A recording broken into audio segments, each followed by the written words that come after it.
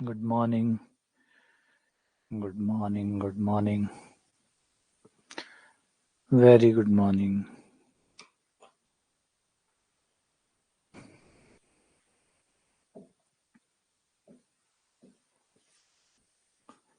Good morning. Good morning. Good morning.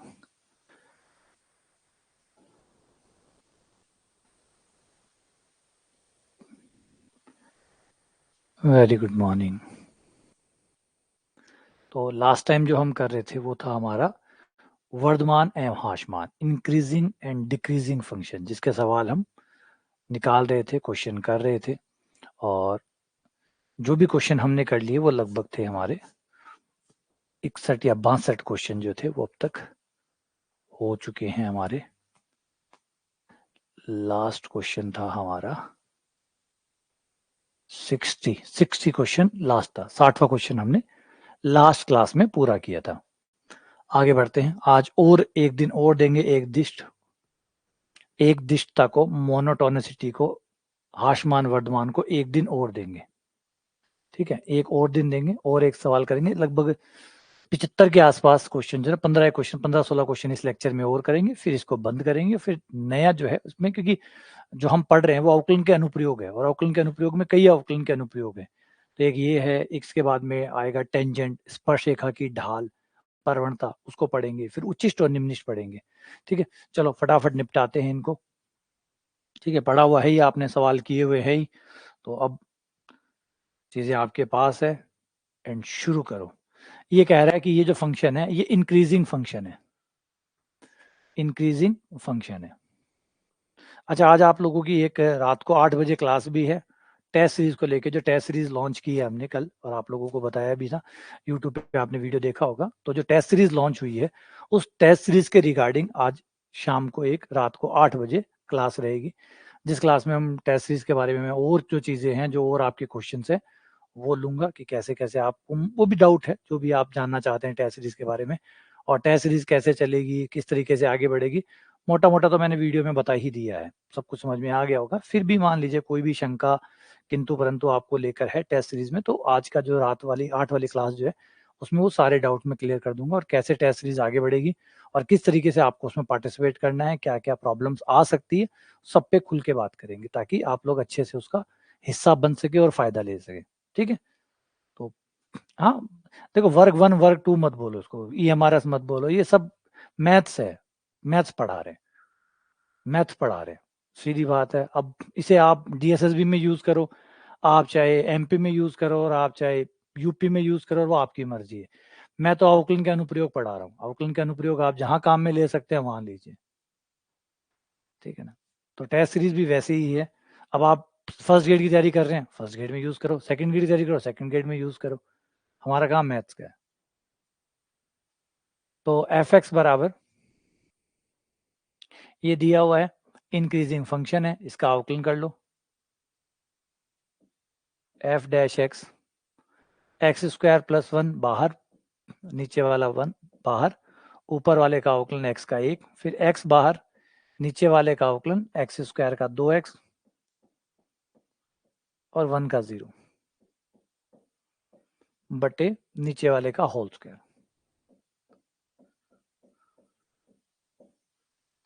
ठीक है, ये आपका f डैश एक्स आ गया।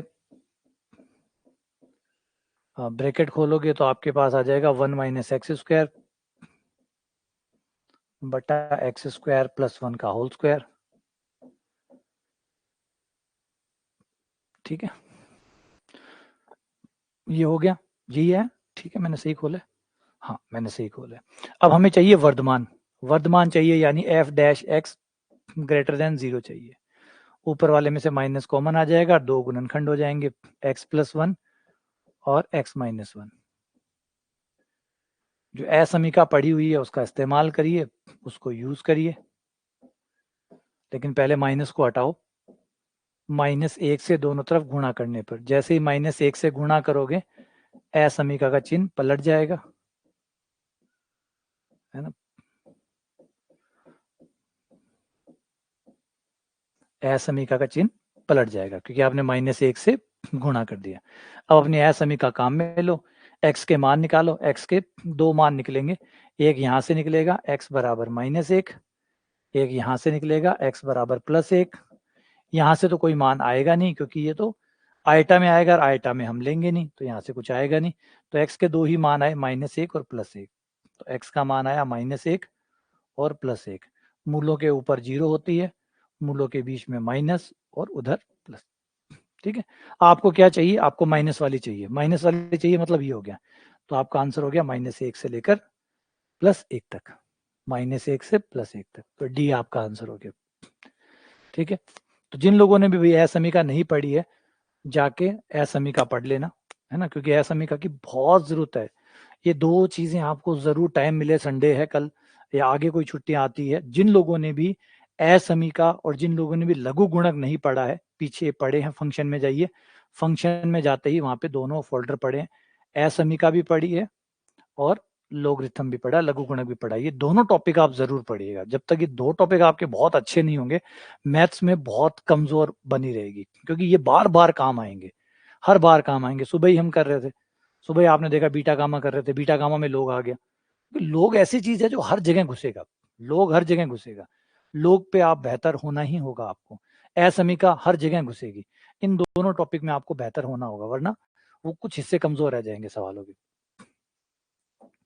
तो जिन लोगों ने नहीं पढ़ा हुआ है वो जरूर जाके पढ़ लें पीछे। ये भी बहुत अच्छा सवाल है।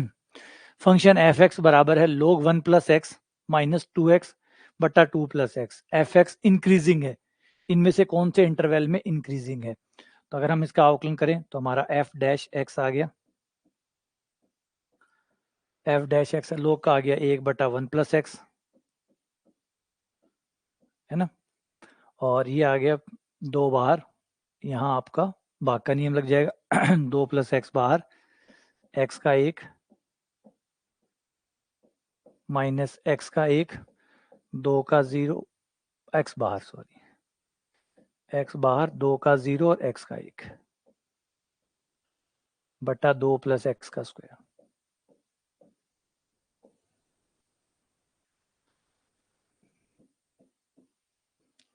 एक बटा 1 + x, ये आ जाएगा, x से x कट जाएगा, 2 आ जाएगा, 2 से जो 4 आ जाएगा, 2 + x का स्क्वायर। लघुत्तम ले लो, लघुत्तम आ जाएगा 1 + x और 2 + x, यहाँ आ जाएगा 2 + x का स्क्वायर, यहाँ आ जाएगा 4 गुणा 1 + x। स्क्वायर खोल दो, सॉल्व कर लो। एफ डैश एक्स बराबर आ गया आपका 2 का square 4 + x square + 4x minus 4 - 4x बट्टा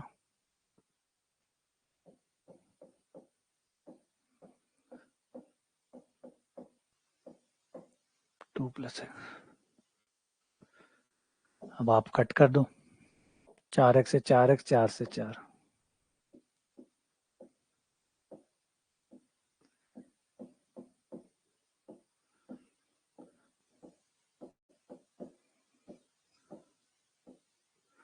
हमें क्या चाहिए? वर्धमान।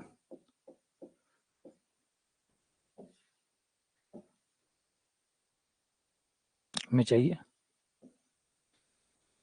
ये तो सब स्क्वायर है ना, ये सब तो स्क्वायर है, तो कोई दिक्कत नहीं है ना। इनके जो मूल आएंगे वहां सब 0, स्क्वायर है, स्क्वायर तो आपको असमीका में कोई फर्क नहीं डालता, स्क्वायर तो असमीका पे कोई फर्क नहीं डालता। सिर्फ एक पद है जहां से आपको x का मान मिलेगा, वो है -1, है ना, -1 स्क्वायर है, लेकिन याद रखिएगा स्क्वायर सिर्फ काउंट होते हैं 0 के तौर पे, सिर्फ 0 के तौर पे काउंट होते हैं, उसके अलावा ये काउंट नहीं होते। तो ये सिर्फ एक ही आंसर आया, वैसे देखे तो -1 आपका एक ही आंसर आया, क्योंकि ये स्क्वायर है, ये स्क्वायर है, सिर्फ ये बचा, और इसके इधर प्लस का और इधर माइनस का, है ना, इधर उधर प्लस का, इधर माइनस का। हमें क्या चाहिए? इंक्रीजिंग चाहिए, तो इंक्रीजिंग हो गया हमारा उधर वाला, -1 से लेकर -1 से लेकर अनंत तक, -1 से लेकर अनंत तक। अब देख लो कौन सा आंसर जो है, क्योंकि -1 से लेकर, रुको रुको रुको रुको रुको, हाँ, नन ऑफ दीज मत बोलना, यहाँ पे सवाल की भावना को समझो, या नन ऑफ दीज मत कह देना, क्योंकि ये बड़ा दिक्कत, ये जो सवाल है ना, ये अस्पष्टता होती है सवालों के अंदर, अधूरापन है ना, वो परेशान करता है। अब क्वेश्चन ने ये नहीं पूछा है आपसे कि भैया वो पूरा अंतराल बताइए जिसमें ये वर्धमान है, पूरा अंतराल बताइए, मैक्सिमम इंटरवल बताइए जिसमें इंक्रीजिंग है। इसने कहा है कि इन अंतरालों में से कहाँ इंक्रीजिंग है, तो आप ये देखो इसमें इंक्रीजिंग है, इसमें इंक्रीजिंग है, सवाल कर सकते हो, ये देखो इसमें इंक्रीजिंग है, माइनस अनंत से लेकर -1 से प्लस अनंत के बीच में ही आता है ना, -1 से लेकर प्लस अनंत के बीच में 0 से अनंत आता है, तो ए सही है।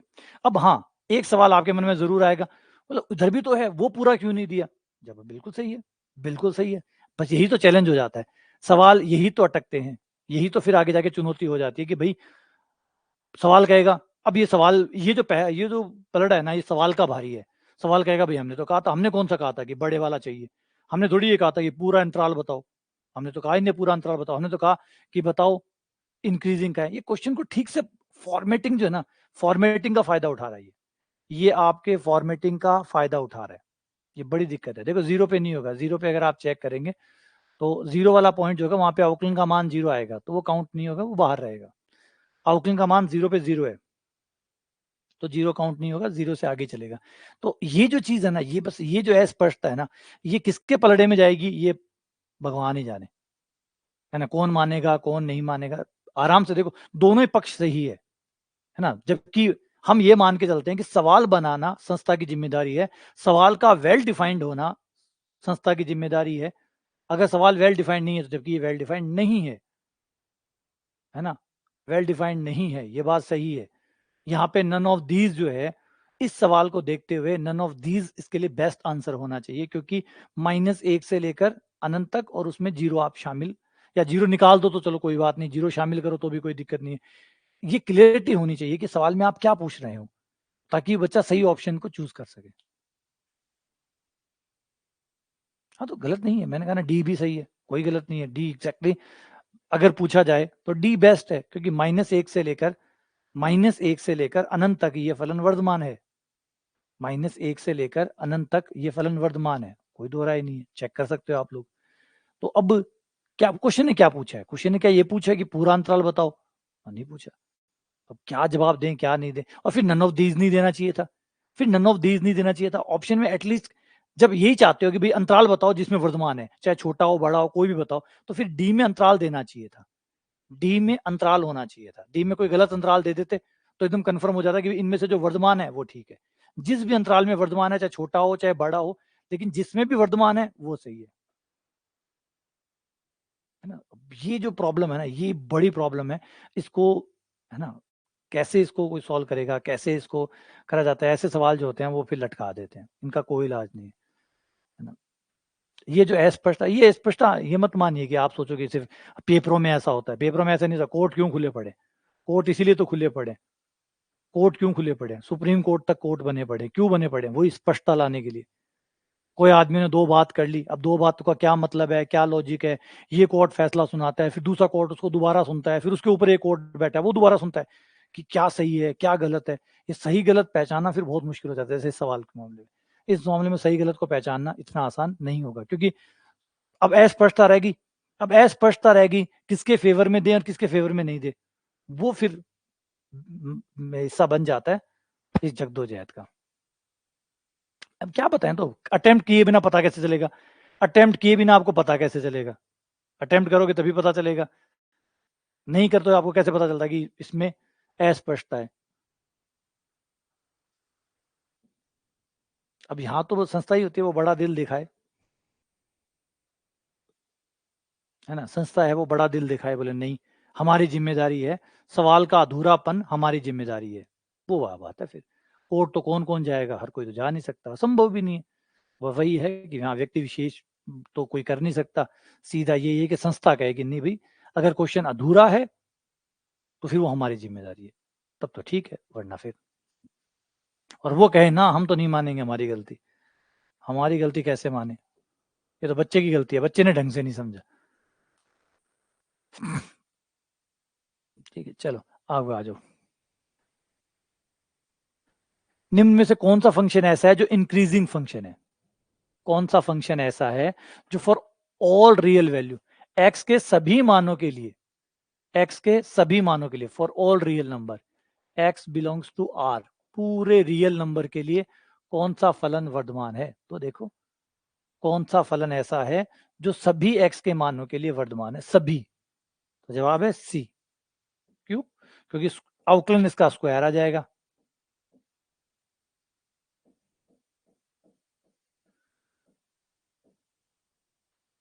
अगर आप इसका अवकलन करते हैं, है ना, एफ डैश एक्स आ जाएगा इसका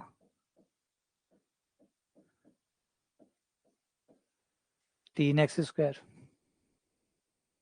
और ये स्क्वायर आ गया। स्क्वायर का जो मान है वो ये ग्रेटर देन 0 हो गया, इक्वल टू 0 हो गया। एक्स का मान पूरा 0 हुआ तो 0 हो जाएगा, वरना ग्रेटर देन 0 रहेगा। तो ये पूरे एक्स के लिए वर्धमान है। अब एक ये झंझट रहता है, 0 को शामिल करना है या नहीं करना है। 0 को शामिल, यहाँ 0 शामिल करवा रहा है, यहाँ 0 शामिल करवा रहा है, कईयों में नहीं करवाता।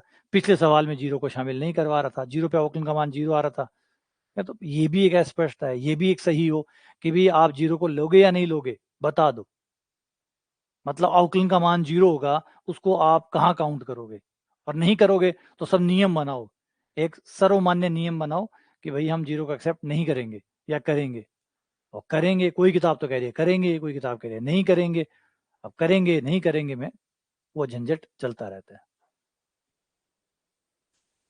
dx की पावर 4 है, अवकलन करते ही क्यूब आ जाएगा। इसका अवकलन करोगे क्यूब आ जाएगा, और क्यूब जो है वो माइनस के ऊपर माइनस आएगी, माइनस पे माइनस आएगी, ये हमेशा प्लस नहीं होगा। एक्स का मान माइनस रखते ही माइनस आ जाएगा, इसका अवकलन होगा 2x, ये भी माइनस पे माइनस आ जाएगा। अवकलन का मान हर एक्स के लिए प्लस आना चाहिए, चाहे एक्स कोई भी हो, प्रत्येक एक्स के लिए प्लस आना चाहिए। तो सिर्फ यही एक है जो प्रत्येक एक्स के लिए प्लस आएगा। अगला क्वेश्चन नंबर 64। अगला सवाल ये है, ये फंक्शन है द लीस्ट वैल्यू ऑफ के का सबसे छोटा मान बताइए, फॉर विच, जिसके लिए ये फंक्शन हमेशा वर्धमान हो जाए जब तक x 1 से लेकर 2 के बीच में। ये बहुत अच्छा सवाल है, बहुत बढ़िया सवाल है, बहुत अच्छा सवाल है। x² प्लस के एक्स प्लस 1 जो है वो इंक्रीजिंग फंक्शन हो जाए 1 से लेकर 2 के बीच में, जब x का मान 1 से 2 के बीच में हो। इसे थोड़ा सा ध्यान से समझिएगा, इसे मैं करवाता हूँ ताकि ये बात समझ में आए, क्योंकि ये निकालने में बड़ी दिक्कत होती है इसकी। ये बहुत प्यारा सवाल है, इसमें इस टाइप के सवाल जो है ना वो ट्रेंड में चल रहे हैं आजकल। 2x प्लस के आ गया, ठीक है, ध्यान से सुनिएगा, जल्दबाजी मत करिएगा, कहानी को समझिएगा। वर्धमान है, इसका मतलब इसका मान बड़ा होना चाहिए 0 से। 2x प्लस के का मान बड़ा होना चाहिए 0 से, के का मान बड़ा होना चाहिए -2x से। यानी x का मान चाहे मैं कुछ भी रखूं, x का मान मैं कुछ भी रखूं, के का मान हमेशा उससे बड़ा आना चाहिए, है ना, के का मान हमेशा बड़ा आना चाहिए। अब सुनना, सुनना भाई सुनना, यहाँ पे सुनना, यहाँ पे थोड़ा सा सुनना, ध्यान देना, प्लीज ध्यान देना, बड़ा मामला गंभीर है यहाँ पे। ये आ गया, ये नॉर्मल है, ये आप डे बाय डे पे करते हैं। अब अपने यहाँ पे आ जाओ, ठीक है। मुझे क्या चाहिए? मुझे 2x चाहिए, 2 चाहिए। तो सवाल को 2 से गुणा करने पर, सवाल को 2 से गुणा करने पर, नहीं सुनोगे, हाँ सुनना मत, मेरी बात मत सुनना, अपना ही बात मानना, यही बात होती है। आप कितने कितनों कुछ को कह दो, नहीं सुनेगा। कमलेश ने दे दिया आंसर ए, कमलेश का आंसर ए आ गया, अनिल का आंसर ए आ गया। क्यों आ गया? क्योंकि सुनने को तैयार ही नहीं है। बोला सर आप कितना ही कहो, हम तो खुद ही करेंगे। सुनेंगे थोड़ी, मत सुनो।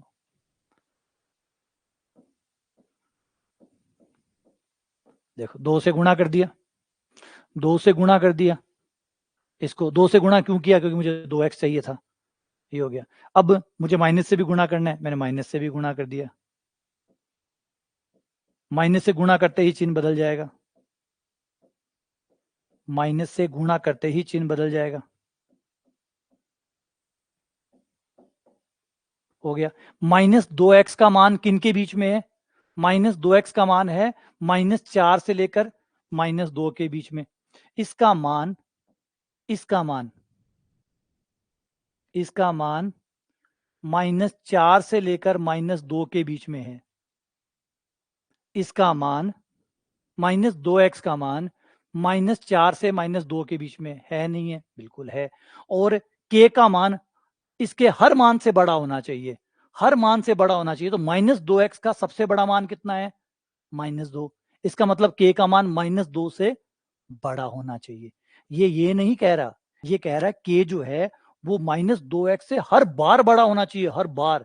जो भी -2x का मान आए उससे बड़ा होना चाहिए। -2x का मान -2 से लेकर -4 से लेकर -2 तक जा रहा है, तो -2x -2 तक जाएगा, तो k का मान उससे आगे रहना चाहिए, यानी k का मान बड़ा हुआ -2 से।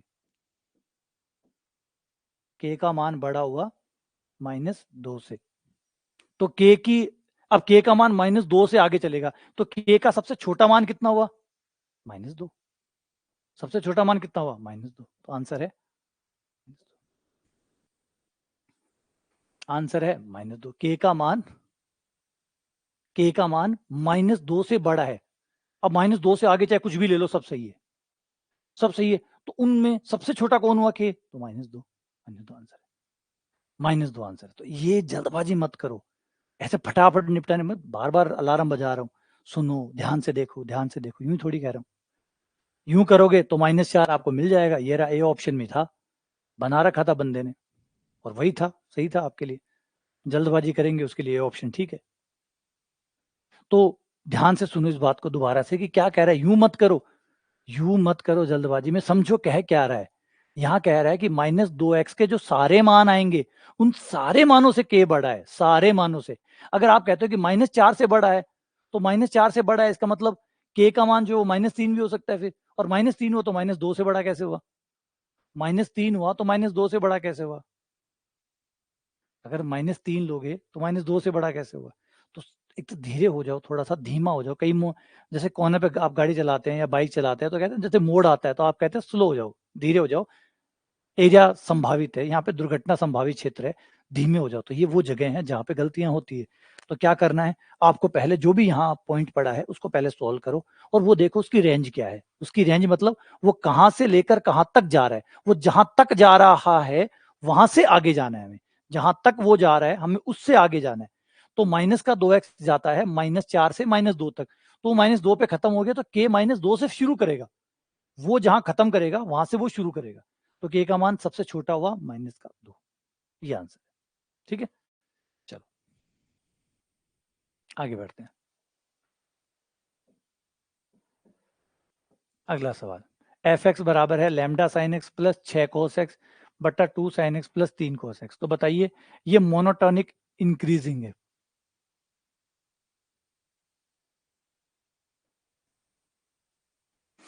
ये ठीक है, मोनोटोनिक वाला ये ठीक है, इसमें रेस्ट करने का कोई अलाउड ही नहीं है ना। रेस्ट करने को अब बात क्या, वही समझो ना, बात वही।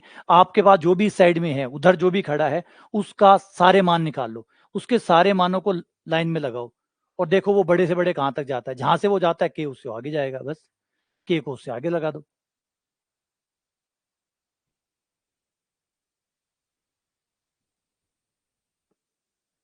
ठीक है, तो एफ एक्स बराबर आ गया,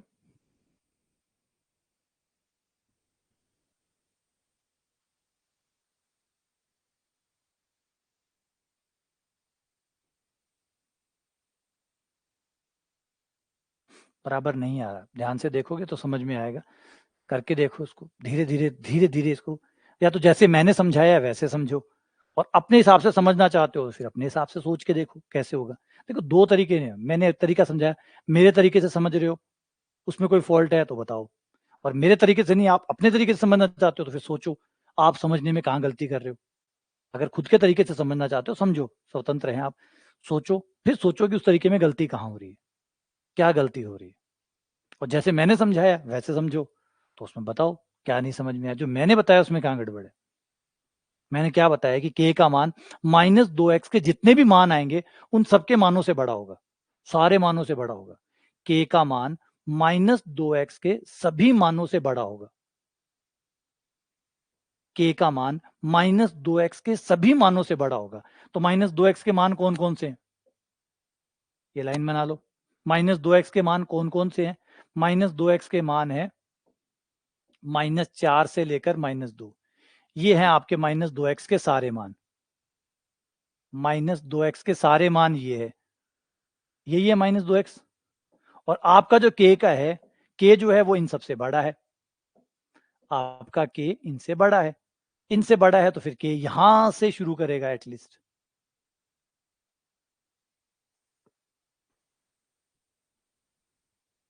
तो यहां से स्टार्ट करेगा।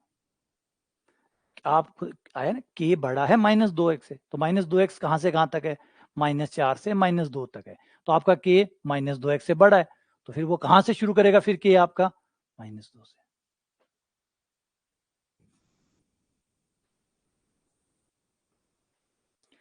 f' अवकलन करने पर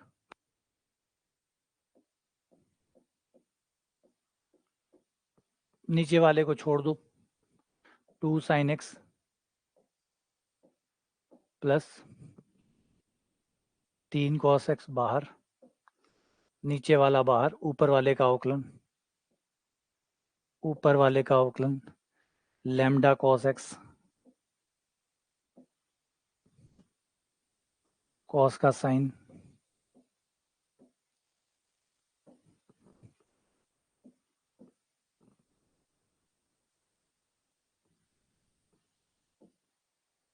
फिर ऊपर वाला बाहर मतलब lambda sin x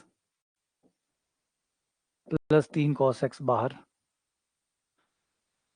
lambda sin x plus 6 cos x बाहर, ऊपर वाला बाहर, नीचे वाले का अवकलन गुणा नीचे वाले का हो जाएगा 2 cos x, 2 cos x minus 3 sin x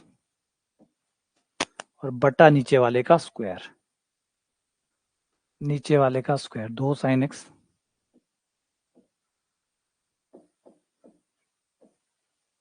2 sin x plus 3 cos x,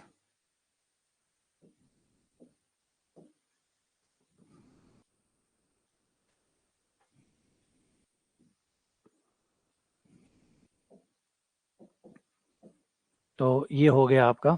bracket खोल लो सारे को, ब्रैकेट बहुत सारे आएंगे, ये आ जाएगा माइनस का 2 lambda sin x cos x,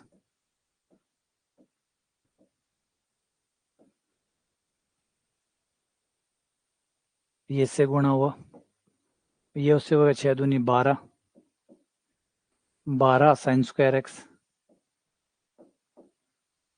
फिर माइनस का 3 lambda cos square x,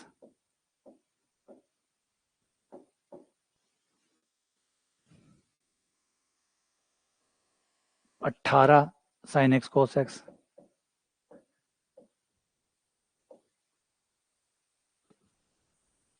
minus 2 lambda sin x cos x,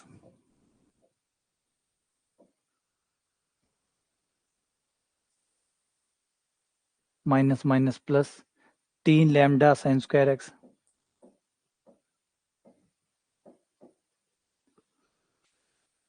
minus 6 दूनी 12 कोस स्क्वायर x,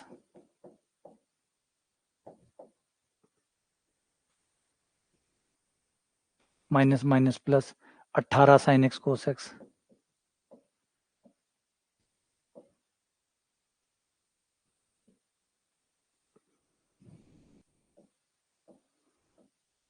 दो sin x 3 cos x का स्क्वायर। कुछ कट रहा है तो काटो, कटना तो है ही, कौन कौन कटेगा, बस कुछ गलती नहीं की हो तब तो बहुत कुछ कटेगा, गलती की है तो नहीं कटेगा। 18 sin x cos x, 18 sin x cos x,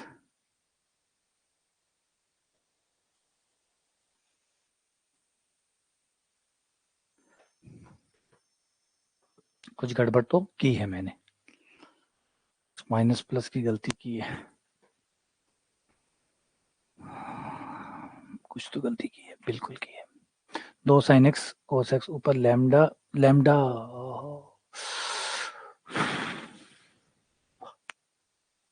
sin x का cos x आएगा तो प्लस का आएगा, ये प्लस का आएगा,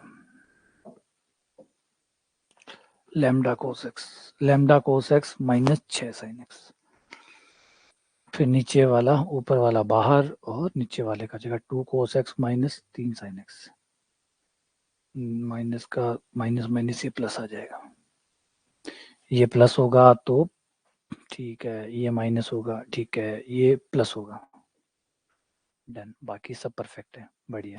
तो ये हमारा कट और ये हमारा कट, और ये लैम्डा कॉमन आ जाएगा, 3 lambda sine square plus cos square का मान 1 हो जाएगा, ये हमारा 3 लैम्डा आ गया ऊपर, है ना, ये लैम्डा 3 लैम्डा कॉमन आ गया, साइन स्क्वायर कोस स्क्वायर का मान 1 हो गया, यहाँ से 12 कॉमन आ गया, साइन स्क्वायर कोस स्क्वायर का मान 1 हो गया, और बट्टा आपका नीचे वाले का होल स्क्वायर है, होल स्क्वायर है तो कोई टेंशन नहीं है,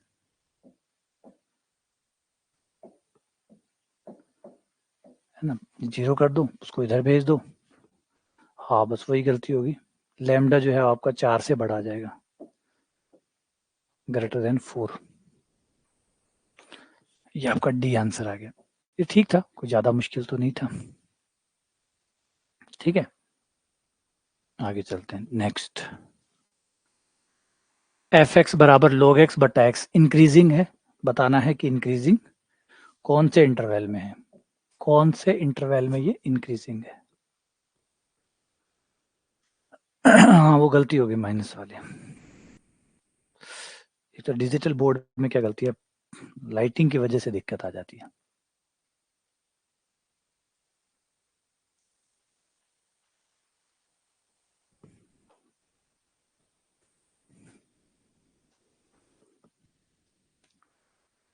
हम लोगों को भी शायद अभी और 2-3 साल लग जाएंगे इस नए इन्वायरमेंट के साथ एडजस्ट होने में, मतलब है ना, एक तो था, अब जैसे मैं हूँ तो मैंने लगभग 18 से 20 साल मैंने ऑफलाइन पढ़ा है ना, एक बहुत बड़ा अरसा जो है वो मैंने ऑफलाइन पढ़ा है, अब अचानक 2-3 सालों से हम ऑनलाइन है, तो ऑनलाइन की आदत पढ़ने पढ़ने में ऑनलाइन के साथ थोड़ा सा अब ठीक है, अब तो मैं कह रहा हूँ काफ़ी बदल गया हूँ मैं, अब मैं ऑनलाइन के साथ रीसेट हो गया हूँ एकदम, काफ़ी हद तक हो गया हूँ, वरना पहले जब शुरुआत में जब मैं पढ़ाता था तो मुझे ऐसा लगता था कमरे में क्या पढ़ा रहे हो, एक कमरे के अंदर आप लोगों को पढ़ा रहे हो, एक चेयर पे बैठ गए हो और आप बस स्क्रीन से बोले जा रहे हो, स्क्रीन से बात करे जा रहे हो, तो वो फील नहीं आता था, वो सबसे बड़ी चीज़। अब धीरे धीरे धीरे एडजस्ट है कि अब थोड़ा सा प्रॉब्लम ये आता है कि भाई आप बोर्ड भी देखते हैं, आप कैमरे की तरफ भी देखना होता है आपको, अगर आप कैमरे की तरफ नहीं देख रहे हैं तो जब रिकॉर्डिंग जाएगी बच्चों के पास तो उनको ऐसा लगेगा कि सर देख तो उधर रहे हैं और पढ़ा इधर रहे हैं, तो आपको कैमरे की तरफ भी देखना होता है ना, एक तरह से कुछ एक्टिंग जैसा ही है ये, तो एक्टिंग करना नॉर्मल बड़ा मुश्किल होता है, तो धीरे धीरे हम सीख गए हैं, अब मैं कैमरे की तरफ देखता हूँ, आप शुरुआत के मेरे वीडियो देखेंगे तो आपको दिक्कत आएगी, आपको लगेगा कि कैमरे की तरफ तो देखते नहीं है सर, इधर देख रहे हैं या उधर देख रहे हैं, कैमरा नहीं देख रहे। अब मैं काफ़ी हद तक अब जो मेरे वीडियो आ रहे हैं पिछले 6-7 महीनों से उनमें मैं कैमरे की तरफ देखता हूँ, अब मैं कैमरे से बात कर रहा हूँ, अब आपसे बात नहीं कर रहा हूँ, आपको लग रहा होगा आपसे बात नहीं कर रहा हूँ, लेकिन लग रहा होगा कि आपसे बात कर रहा हूँ, जबकि मैं अभी बात कर रहा हूँ कैमरे से, क्योंकि कैमरा ही आप हैं और आप ही कैमरा है, जब तक मैं कैमरे की तरफ, क्योंकि शुरुआत में ये कैमरा मुझे फील नहीं देता था, अब तो मुझे कैमरा बहुत अच्छा लगता है, अब तो कैमरे की तरफ देखता हूँ तो समझ जाता हूँ कि मैं आपसे ही बात कर रहा हूँ। नहीं, शुरुआत में मैं क्या करता था कि इधर देखता था, जैसे नॉर्मली ऑफलाइन में होता है, ऑफलाइन में आपके बच्चे ऐसे बैठे होते हैं तो आप ऐसे देखते रहते हैं बच्चों को, क्योंकि पोडियम पे आप खड़े होते हैं, पोडियम पे खड़े होते हैं तो बच्चे ऐसे साइड में रहते हैं, तो आप इधर नज़र घुमाते हैं, इधर नज़र घुमाते हैं, तो शुरुआत में वही आदत थी, तो मैं वीडियो को ऐसे ऐसे ऐसे देखता था, फिर सबने बताया सर वो सामने देखा करो, सामने देखा करो, फिर वो आदत खराब होगी। अब कैमरे की तरफ, अब ज़्यादातर मैं कैमरे की तरफ ही देखता हूँ। फिर बीच में ये वाला बंद हुआ था, तो मैं उसकी तरफ जाने लग गया था, नोटिफ़िकेशन की तरफ ज़्यादा ध्यान देने लग गया था। आप जो मैसेज करते थे, फिर मैं वो देखने लग गया था। फिर किसी ने मुझे टोका, बोला सर आप मैसेज देखते हैं और तो आपको ऐसा हमें ऐसा लगता है कि आप हमारी तरफ देख ही नहीं रहे हो। फिर हुआ, फिर दोबारा से ठीक हुआ। अब धीरे-धीरे मैं सेट हो गया हूँ।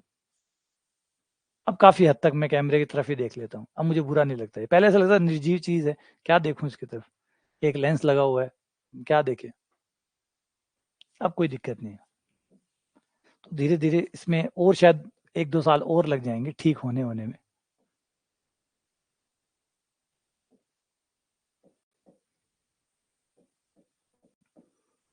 F dash x, log x का अवकलन, x को बाहर छोड़ दो, log x का 1/x, फिर log x बाहर x का 1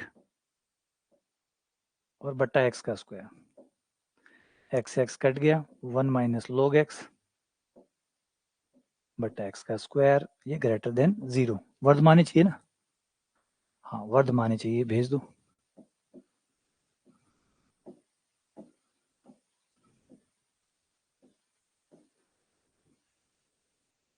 वन को log e लिख लो,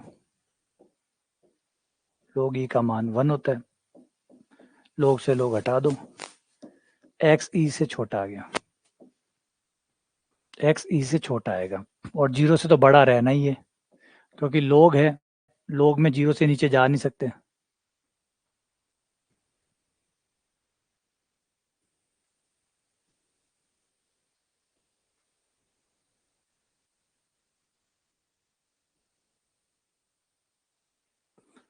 मैंने ऑनलाइन स्टार्ट किया था जैसे कोविड के जस्ट बाद में, कोविड 2000 मार्च अप्रैल में आया था और मैंने लगभग जुलाई में स्टार्ट कर दिया था, जुलाई के एंड में स्टार्ट कर दिया था मैंने, तब से मैं ऑनलाइन हूँ। शुरुआत में तो ऑनलाइन मुझे समझ में नहीं आता था क्योंकि वही है ना, एक टीचर जो होता है वो टेक्निकली चीज़ों से ज़्यादा इतना नहीं जुड़ता, इतना कनेक्ट नहीं होता। फिर धीरे धीरे चीज़ों के साथ हम रीसेट हो गए। चीज़ें होनी है, वो तो स्वाभाविक है, हर चीज़ में अनुकूलन तो आता ही आता है, तो धीरे धीरे अनुकूलन आ गया। अब ऐसा फील नहीं होता, अब ऐसा लगता है कि हाँ आप लोगों से बात हो रही है, आप मुझे सुन रहे हैं, जबकि ये भ्रांति है ना। वैसे तो भ्रांति है क्योंकि वैसे आप है नहीं, आप वर्चुअली मेरे साथ है ना, आप फिजिकली मेरे साथ नहीं है यहाँ पे, आप वर्चुअली मेरे साथ है। तो इस बात को भी एक एक्सेप्टेंस होने में टाइम लगा, इसको भी चेंज करने में, क्योंकि पहले बच्चे फिजिकली दिखते थे सामने तो ऐसा लगा उनसे बात कर रहे हैं, वो सुन रहे हैं। फिर अब लगा कि यार ये कंप्यूटर क्या सुनता होगा आपकी, ये कैमरा क्या सुन रहा है आपकी। फिर अब धीरे धीरे फील आने लग गया कि नहीं, सब सुन रहे हैं, है ना। तो ये एक बार बहुत बड़ा शिफ्ट है, बहुत ही बड़ा, हम टीचर्स के लिए तो बहुत बड़ा शिफ्ट है। एक्स की पावर एक्स इंक्रीजिंग है, रात दिन का अंतर है इस चीज में, ये वैसा नॉर्मल नहीं है। एक्स की पावर एक्स का अवकलन अगर आपको याद है तो आराम से कर सकते हो, बहुत आसानी से हो जाएगा। अगर आपको इसका अवकलन याद है, इसका अवकलन होता है एक्स की power x 1 plus log x। इसका अवकलन करने के लिए आपको log लेके अवकलन करना होता है, log लेकर फिर इसका अवकलन करना होता है। तो u बराबर x की पावर x है, देखो करना ऐसे है, इसको आपने इसको y मान लिया,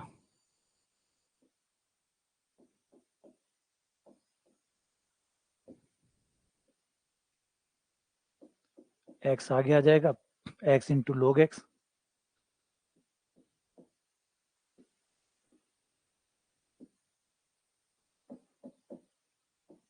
log x का 1/x, फिर log x बाहर, x का 1,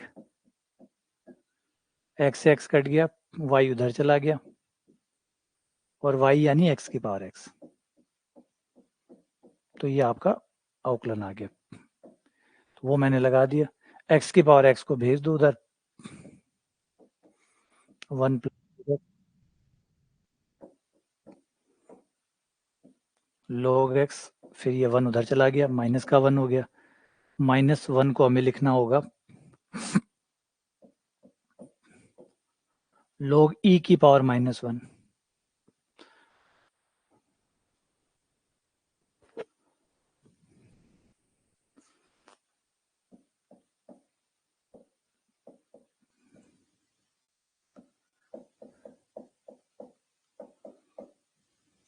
x का मान 1/e से बड़ा होगा।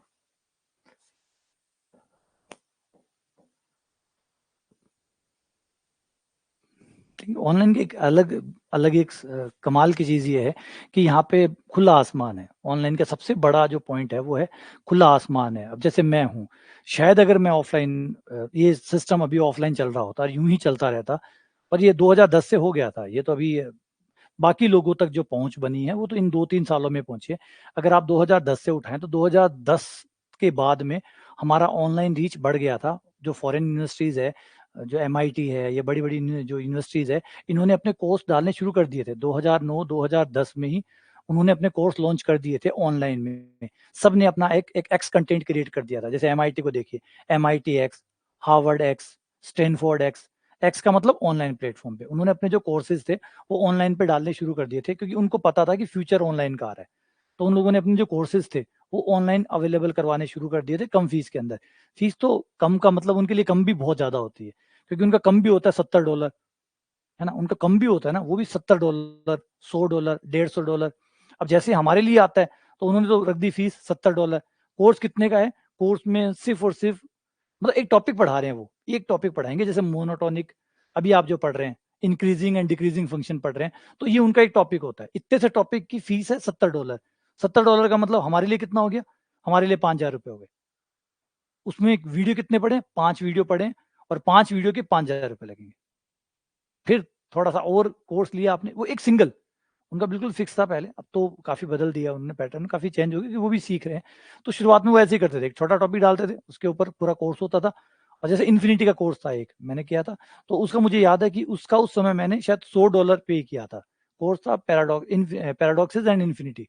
तो इन्फिनिटी एंड पैराडॉक्सेस पे कोर्स था, ज्यादा वीडियो थे नहीं उसमें, 5-6 वीडियो मुश्किल से थे, और उसमें से 2-3 तो डिस्कशन के थे और 1-2 पढ़ाने के थे। और उसका शायद $100 के आसपास उसकी फीस थी उस समय। अब गुना करो कितने हो गए, ₹7500। लेकिन वही बात है, चाहिए तो करने ही पड़ेंगे। तो उस समय था, अब तो थोड़े रेट वेट भी कम आ गए उनके, अब तो फ्री कोर्सेज भी वो बहुत सारे देते हैं, कितने सारे कोर्स फ्री है। लेकिन ये सब हुआ क्यों? ऑनलाइन की वजह से। ना तो मैं कभी यहाँ से उठ के MIT जा सकता था, ना हार्वर्ड जा सकता था, ना स्टैनफोर्ड जा सकता था, संभव ही नहीं था। लेकिन ये जो टेक्नोलॉजी है इसने ऐसा कर दिया कि अब आप सबसे पढ़ सकते हैं, जिससे चाहे। आपका बस पढ़ने की इच्छा होनी चाहिए, आपके पढ़ने का मन होना चाहिए, फिर आप जितना चाहे उतना पढ़ो, जितनी चाहे आप किताबें मंगाओ, महंगी से महंगी किताबें आज ऑनलाइन अवेलेबल है। आपकी किताब यहाँ ना मिलती हो तो भी कोई दिक्कत नहीं है, आप फॉरेन से मंगवा लो। आज अमेजोन है, amazon.com पे जाओ, amazon.in पे जाओगे तो वो इंडिया की किताबें दे देगा, amazon.com पे जाओ आप अमेरिका की किताबें मंगवा लो। यानी जो किताबें इंडिया में अवेलेबल नहीं है और दुनिया के दूसरे किसी भी देश में अवेलेबल है, तो अमेजोन आप तक पहुंचा देगा। इससे ज्यादा क्या हो सकता था? मतलब पढ़ने वालों के लिए क्या हो सकता था, है ना। तो वो कमाल की चीजें हैं कि जो ऐसे, और उनका मैंने जैसे भी आपको बताता है MIT, इनका कमाल की बात पता है क्या? कमाल की बात है इनका ज्ञान। वो जो जो उनका जो समझ होती है ना, एक बहुत इंपॉर्टेंट प्ले है, एक छोटा सा डिफरेंस आप देखेंगे जब भी आप लोग भी अगर ऑनलाइन जाके पढ़ेंगे। वो लोग बहुत लॉजिकल होते हैं, बहुत रीजनेबल होते हैं, कारण सहित बातें करते हैं। हमारे लोग क्या कहते हैं, बहुत ओपन बातें करते हैं। ओपन बातें मतलब विदाउट एविडेंस, विदाउट प्रूफ। हमारी सारी बातें में दिक्कत सिर्फ एक आती है कि हम लोग रीजनेबल नहीं है, हम लोग बहुत खुली बातें करते हैं। खुली बातें का मतलब जिनको जांचा परखा नहीं जा सकता, जिसको चेक नहीं किया जा सकता कि वो सही है या गलत है ना। जैसे एक एग्जांपल समझाता हूँ। किसी ने कहा कि मैंने कह दिया, मैं ऑनलाइन गया और मैंने कहा अगर मन से पढ़ोगे तो आपका सिलेक्शन आएगा ही आएगा, 100% आपका सिलेक्शन आएगा अगर आप मन से पढ़ोगे तो। अब इस क्वेश्चन, अब आपको लगा सेंटेंस तो बिल्कुल सिंपल है, सेंटेंस सिंपल नहीं है। ये सेंटेंस इतना ओपन है कि इसको कभी गलत साबित किया ही नहीं जा सकता। इसको धरती की कोई ताकत गलत साबित नहीं कर सकती। आप, मैंने कह दिया, आप में से कोई मान लो फेल हो गया और वो आके कहा कि सर आपने कहा था मन से पढ़ो, तो मैं क्या कहूंगा, बेटा तुमने मन से नहीं पढ़ाई की, तुमने मन से पढ़ाई नहीं की। अगर तुम मन से पढ़ाई करते तो तुम्हारा सिलेक्शन आता ही आता। मैंने क्या कहा था? मैंने ये कहा था कि जिसने मन से पढ़ाई की है वो करेगा, उसका सिलेक्शन आएगा। इसका मतलब तूने मन नहीं डाला। अब वो कभी प्रूफ नहीं कर पाएगा कि उसने मन डाला था या नहीं डाला था।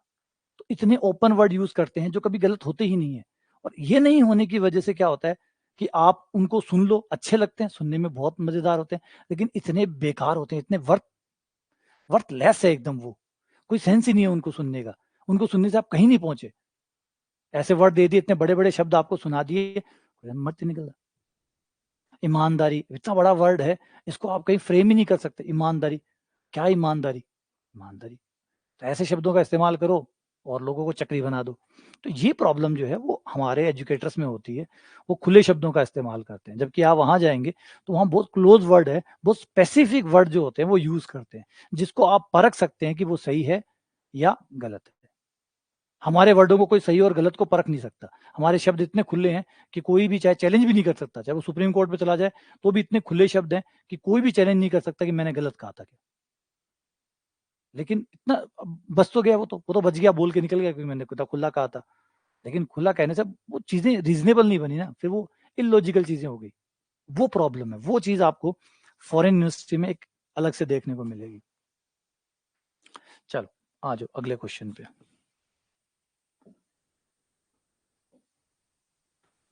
एफ एक्स बराबर के एक्स क्यूब, नहीं कोई फर्क नहीं पड़ेगा, एक्स की पावर क्या एक्सपोनेंशियल है, और एक्सपोनेंशियल जिसकी पावर एक्स होगी वो एक्सपोनेंशियल होगी, एक्सपोनेंशियल कभी नेगेटिव नहीं होता। हाँ तभी तो यहाँ पे बाबा ज्यादा क्यों चलते हैं। बाहर देखो दुनिया के बाकी देशों में साइंटिस्ट चलते हैं, बाकी किसी भी देश में जाइए वहाँ वैज्ञानिक चलते हैं, अच्छे जो डेवलप्ड नेशन है वहाँ पे वैज्ञानिक चलते हैं, भारत में बाबा चलते हैं। बाबा क्यों चलते हैं कि बाबा इतने खुले बातें बोलते हैं जिसको विज्ञान क्या, विज्ञान का स्क्वायर आके भी गलत साबित नहीं कर सकता। तो इसलिए हमारे यहाँ बाबाओं का राज होता है, क्योंकि बाबा इतनी खुली बातें करते हैं कि आप उन्हें गलत साबित कर ही नहीं सकते, कुछ भी कर लो, कभी भी आप कर लो, है ना। उसको क्या पकड़ सकते हो, आप नहीं पकड़ सकते। इसलिए देखो आप यूट्यूब पे भी जाएंगे तो आपको जो बाबा जो हैं, जो मतलब धर्म गुरु है या धर्म को नहीं मानता होगा, आध्यात्मिक गुरु होगा या कुछ भी लेके आया होगा, एक गुरु होगा जो एक अलग टाइप की चीज लेके आया होगा, वो बांट रहा होगा, फिर वो या तो दान करवा रहा होगा आपसे या अपना कोर्स बेच रहा होगा, कुछ तो ऐसा कर रहा होगा जिसमें वो आपको बांध रहा होगा। यही भारत में चलता है। और जैसे मैंने कहा कि उनको कोई गलत साबित कर नहीं सकता, आ जाओ कोई कर सकता है तो एफ एक्स बराबर के एक्स क्यूब, और फिर ऐसे बाबाओं को मानने से आप साइंस से और दूर हो जाते हैं, और साइंस से और दूर होंगे तो और बेड़ा गर्क, साइंस से दूर होते और बेड़ा गर्क, क्योंकि जो भी विकास अभी तक धरती पे हुआ है वो तो विज्ञान से ही हुआ ना, वो तो विज्ञान से ही हुआ है। आपके आध्यात्मिक होने से, आपके आध्यात्मिक होने से आपका भला हो सकता है, मान लीजिए मानते हैं, लेकिन देश का भला तो वैज्ञानिक होने से ही हो सकता है।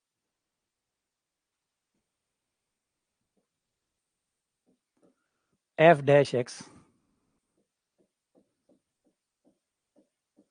इसका अवकलन करने पर ही आ जाएगा 3k x² और माइनस का 18x प्लस 9। अब ये कह रहा है कि भाई एक्स के is monotonic in each interval, आप कुछ भी ले लो, हर इंटरवल में ये मोनोटोनिकली इंक्रीजिंग है, हर इंटरवल में, है ना, हर इंटरवल में ये इंक्रीजिंग है, तो इसका मतलब एक्स का मान चाहे कुछ भी हो। और द्विघात समीकरण में हमेशा प्लस की आनी चाहिए, अवकलन का मान हमेशा प्लस आना चाहिए, क्योंकि क्वेश्चन यही कह रहा है कि एक्स का मान चाहे कुछ भी ले लें, हर इंटरवल में ये पॉजिटिव ही आएगी, मतलब वर्धमान ही आएगा। और ऐसा तभी होता है, याद करो, द्विघात समीकरण हमेशा पॉजिटिव केवल तभी होती है जब b² माइनस 4ac का मान नेगेटिव हो, मतलब मूल काल्पनिक हो, मूल काल्पनिक हो तो ही ऐसा होगा, तो लगा दो शर्त। तो ये हो गया हमारा -18 का स्क्वायर 4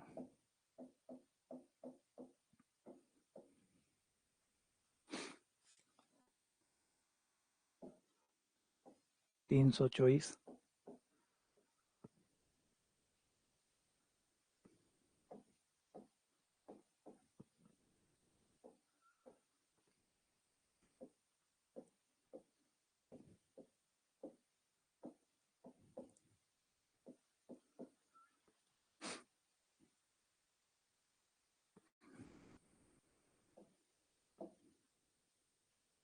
ये किस पे कटेगा, 3 पे काटो तो 21 और 108, फिर 3 पे काटो,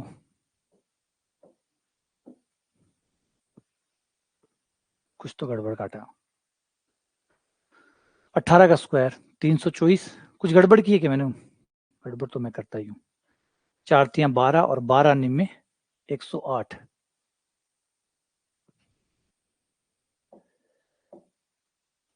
हाँ 108 ठीक है, गुणा ही गड़बड़ है।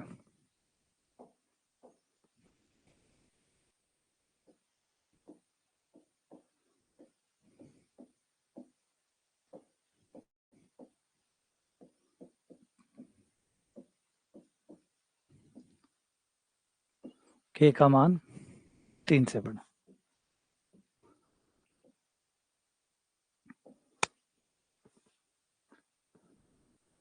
हाँ के का मान 3 से छोटा है ना, बड़ा आएगा, बड़ा आएगा, के बड़ा होगा 3 से, सी आंसर हो जाएगा। हाँ ठीक है, वो गलत हो गया।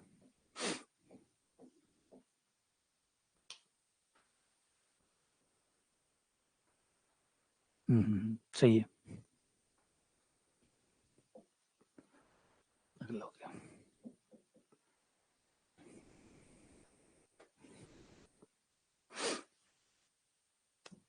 अब एक 2 दिन पहले की बात है कि मैं एक कोई पॉडकास्ट चल रहा था, वो पॉडकास्ट सुन रहा था और उस पॉडकास्ट में लिखा हुआ था कि न्यूटन ने हमारे वैदिक ग्रंथों से गुरुत्व आकर्षण का नियम या गुरुत्व का जो नियम है वो चुराया।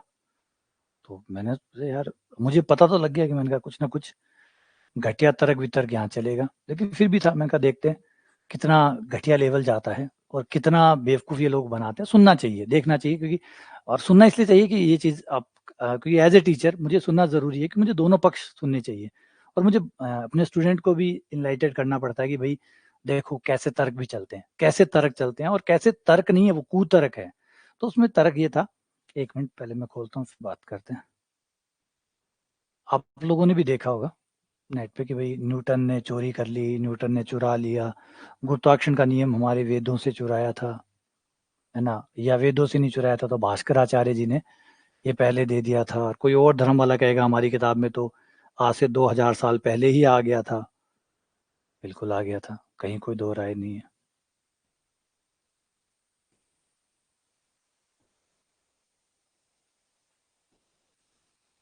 अब इसमें इंटरेस्टिंग बात ये है कि मान लेते कोई भी धर्म जो भी इसका दावा करता है कि उसके धर्म को पहले ही पता था कि चीजें नीचे की तरफ आती है, तो आप एक बात माने, जिस दिन भी इंसान थोड़ा बहुत भी समझदार हुआ होगा, थोड़ा बहुत भी, जब ये किताबें नहीं आई होगी, जब भी ये चीजें नहीं आई होंगी, जब भी ये चीजें नहीं आई होगी, जब आदमी को लिखना ही नहीं आता होगा, हम उस दौर की बात कर लेते हैं, ताकि कोई भी किताब वाला, कोई भी धर्म वाला दावा ना ठोके।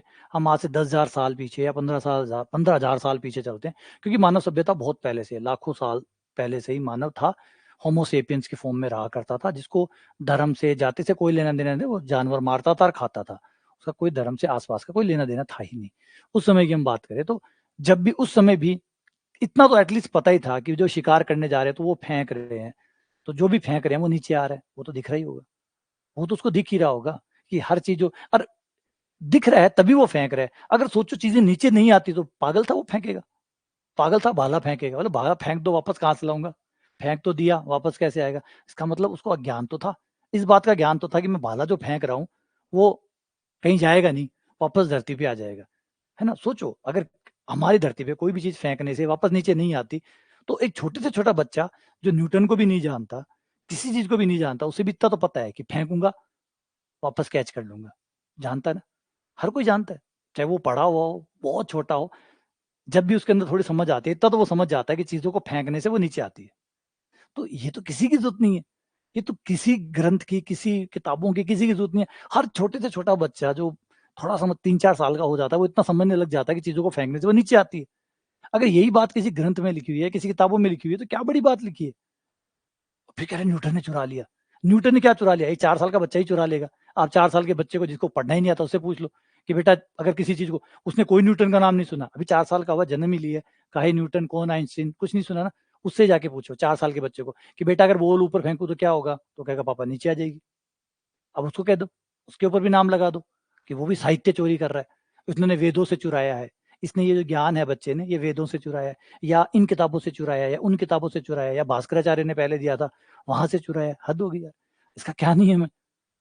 अच्छा न्यूटन, अब बात करते हैं न्यूटन की, जो न्यूटन ने किया वो अलग था। वो क्या था, वो था ये बताया कि कितना है, कितना काम करता है, मात्रा क्या है उसकी, न्यूटन ने वो दी है। न्यूटन उसके लिए काउंट नहीं होते कि वस्तु नीचे की तरफ आती है, वो तो सदियों से लोग जानते हैं कि वस्तु नीचे की तरफ आती है।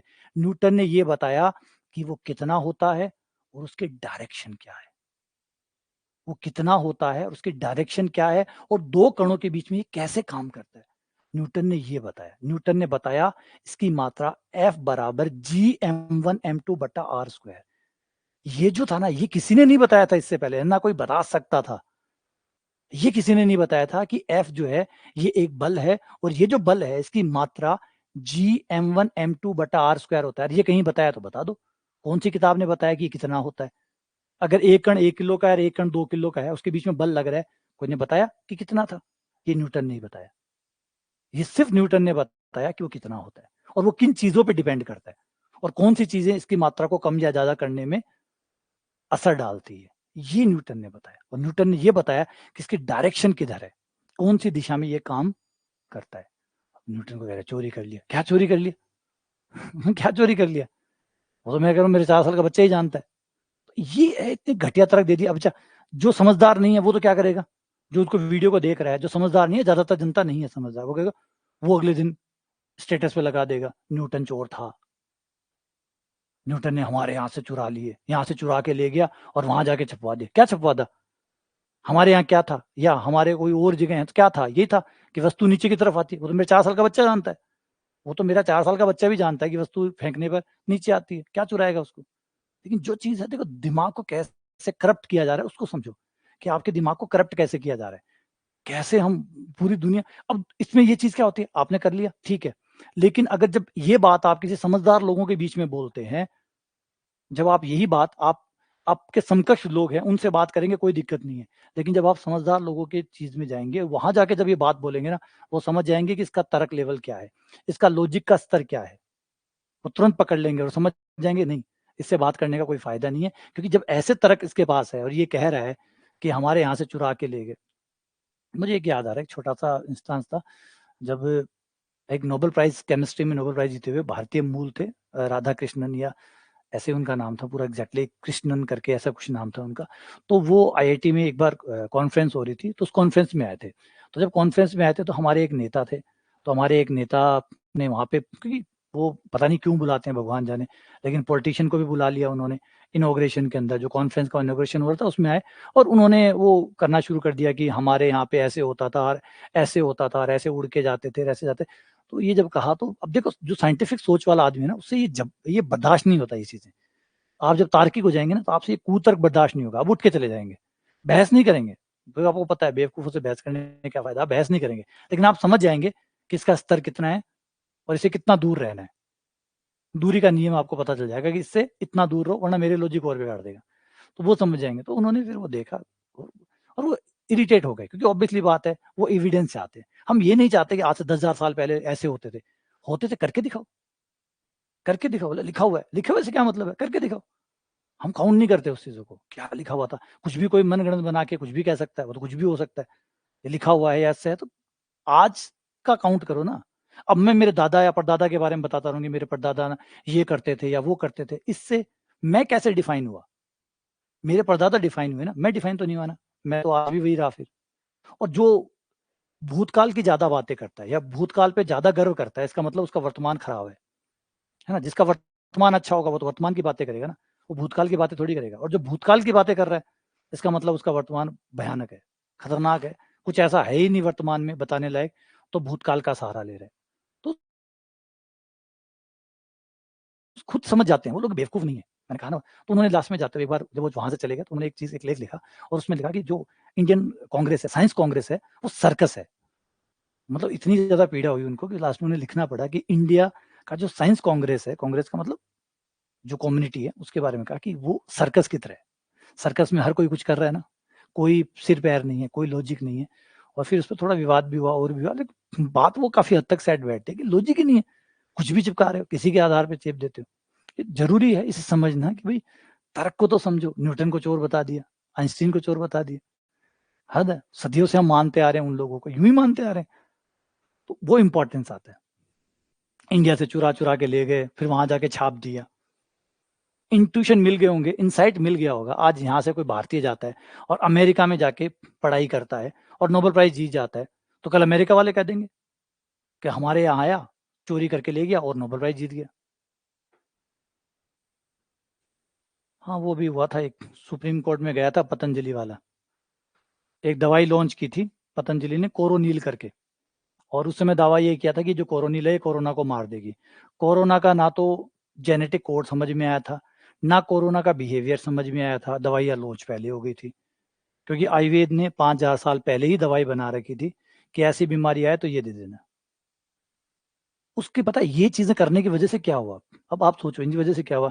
इनकी वजह से ये हुआ कि आपका जो खुद का परंपरागत विज्ञान था वो लुप्त होने के कगार पे आ गया।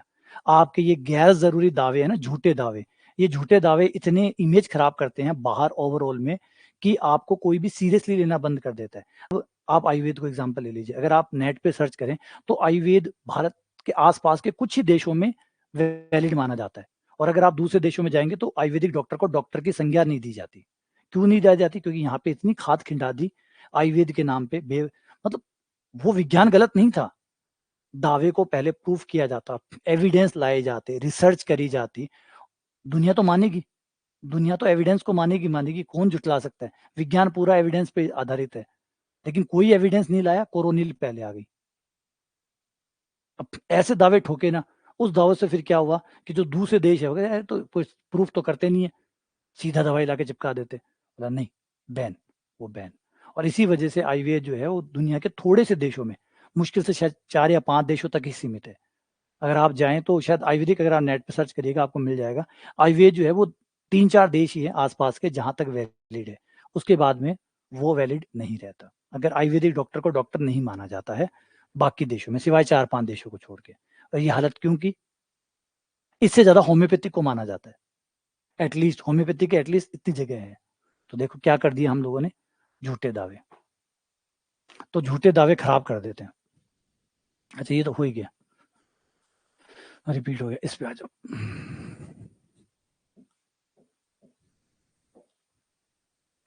एफ एक्स बराबर एक्स की पावर,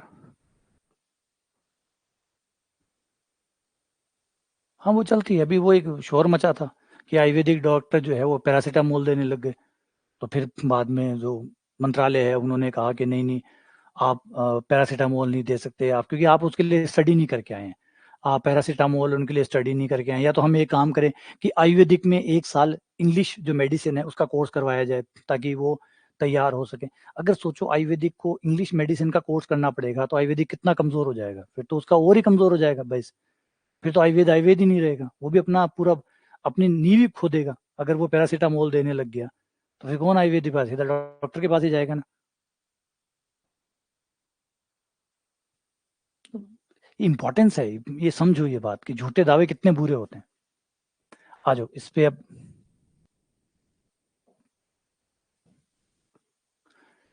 ये हो गया हमारा एफ डैश एक्स, 3/2 आगे, एक्स की पावर हाफ,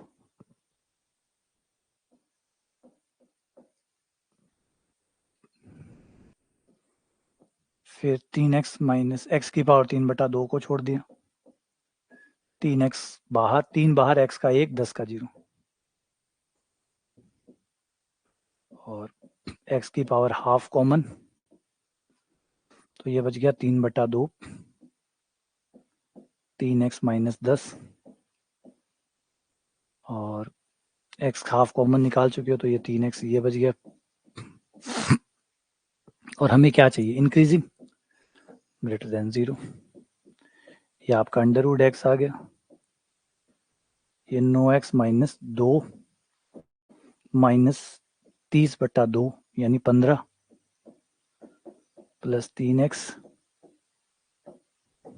अंडूड का मान तो कभी माइनस में आएगा नहीं,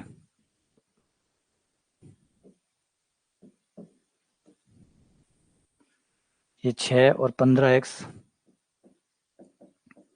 माइनस 2 माइनस 15 ग्रेटर देन 0, उसको उधर ले जाओ तो x का मान बड़ा आ गया 2 से, 2 से बड़ा, 2 से लेकर अनंत तक।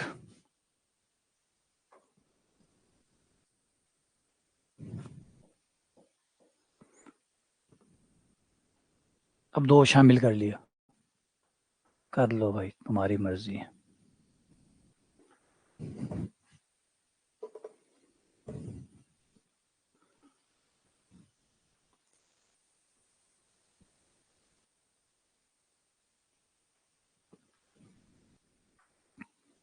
ठीक है, सही है, ठीक है,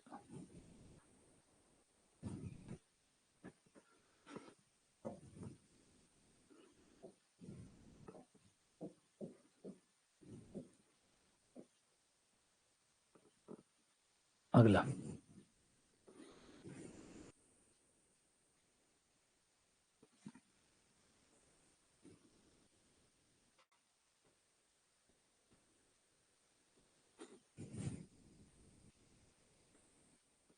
तो आप देखेंगे, आप कभी टीवी चैनल देखेंगे सत्संग वाले, उसमें जाके देखिए वो विज्ञान की ऐसी ऐसी दुर्गति कर रहे होंगे, विज्ञान की ऐसी ऐसी बुरी तरीके से दुर्गति कर रहे होंगे कि पूछिए ही मत। आपको लगेगा अरे यार क्या कर रखा है इन्होंने, विज्ञान की धज्जियां उड़ा रहे होंगे वो लोग। और फिर ऐसी चीजें जब जाती है बाहर तो वो क्या समझते हैं कि इनका जो तार्किक टेम्परमेंट है, जो लॉजिकल टेम्परमेंट है, वो है ही नहीं लोगों में। इनको तर्क समझ में ही नहीं आएंगे, इनको तो ये जो घटिया सस्ता तर्क है ना, यही समझ में आएगा। इनको ऐसे तर्क दो ही मत, क्योंकि वहां पे है ही नहीं तो आएगा कैसे। एक्स का मान 2 से बड़ा आया है तो 2 से पीछे हर जगह ही ये हाशमान होगा।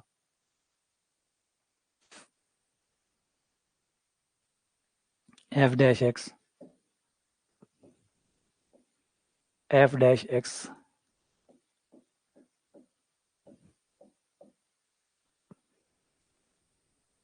एक्स का अवकलन एक ई की पावर को छोड़ दिया, फिर एक्स को छोड़ दिया, ई की पावर का अवकलन ई की पावर, फिर अंदर वाले का अवकलन ब्रैकेट खोल दें तो ये एक्स माइनस एक्स स्क्वायर हो जाएगा, एक्स का एक, एक्स स्क्वायर का 2x।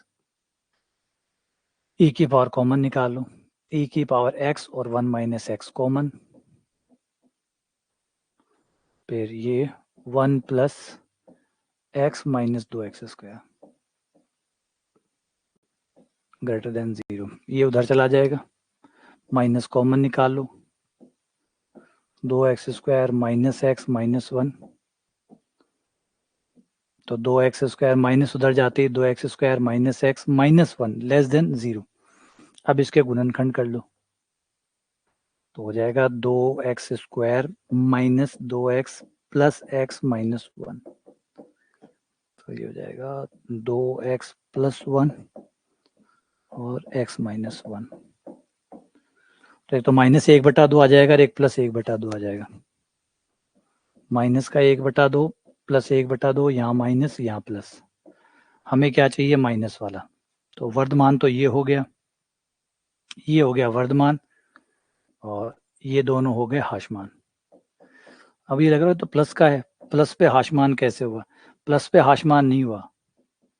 एक्चुअली ये जो आया है ना, ये मांगा है, ये हमसे मांगा है ना, हमें ये मांगा गया लेस देन 0। हमने वर्धमान से शुरू किया था, देखो ये रहा, वर्धमान से शुरू किया था कि वर्धमान होगा, कब वर्धमान होगा, जब ये माइनस का होगा। तो ये जो माइनस है एक्चुअली माइनस नहीं है, ये प्लस है, ये वाला है ये, क्योंकि ये जब सवाल के बीच में आया तो चेंज होके माइनस का बन गया। जब आप ये माइनस का लेंगे तो अपने आप ही आपका अवकलन प्लस का हो जाएगा, इसलिए है ना। ये मत ले लेना कई बार यहाँ के चिन्हों को, मान लो कि वर्धमान तो वो होता है जहाँ माइनस का, वर्धमान तो प्लस वाला होता है, माइनस वाला थोड़ी होता है।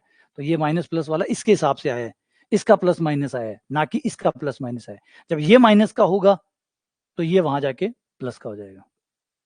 तो -1/2 से लेकर 1 के बीच में ये वर्धमान है, इंक्रीजिंग इन 2 के बीच में, डिक्रीजिंग -1 से लेकर ये रहा, बस -1/2 से लेकर 1 के बीच में।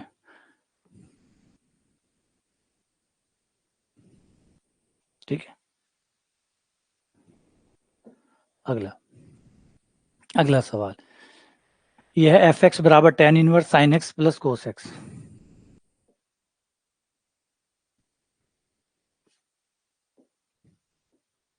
एफ डैश एक्स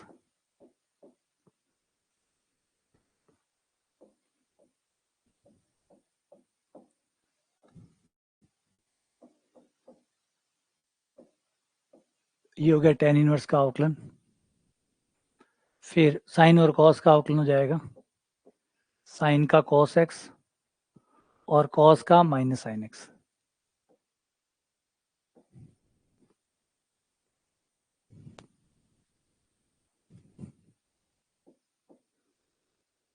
अब √2 से गुणा और √2 का भाग देके इसको पैक कर लो, है ना, इसको पैक कर लो, पैक कर लो तो ये बन जाएगा cos π/4 माइनस एक्स का। डन, है ना। बंद कर लो ताकि सॉल्व करने में आसानी हो, चाहो तो खुला रख सकते हो, मर्जी है आप लोगों की, है ना। बंद करोगे तो ज़्यादा आसानी होगी, मैंने बंद कर दिया, है ना। एक अंडर रूट 2 से गुणा और अंडर रूट 2 का भाग, अंडर रूट 2 से गुणा और भाग, अंडर रूट 2 गुणा में है, भाग वाला तो अंदर चला जाएगा, गुणा वाला रह जाएगा।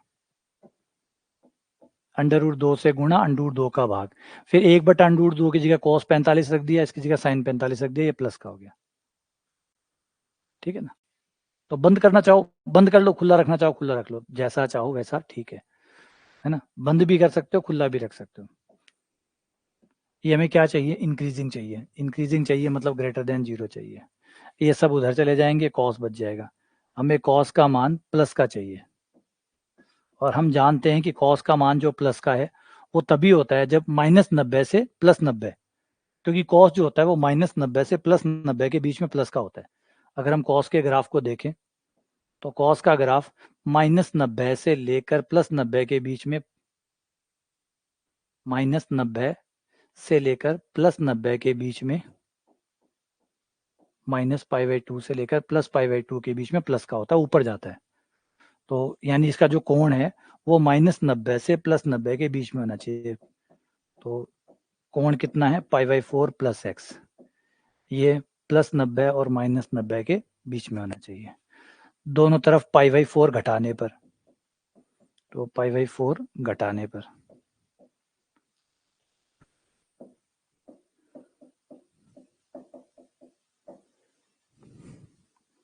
ये हो गया माइनस का 3π/4, 3π/4 से लेकर π/4 तक, तो -3π/4 से लेकर π/4 तक, तो ऐसा कौन सा हो जाएगा, इनके बीच में कौन सा है, इनके बीच में ये आता है, बी आता है, ये आता नहीं है, ये 90 से ऊपर चला गया इसलिए गलत, ये भी 90 तक जा रहा है इसलिए गलत, ये -90 से लेकर +90 तक जा रहा है इसलिए ये गलत। ये ढंग का सवाल है, ऐसा सवाल होना चाहिए, ये परफेक्ट है, ये सही है।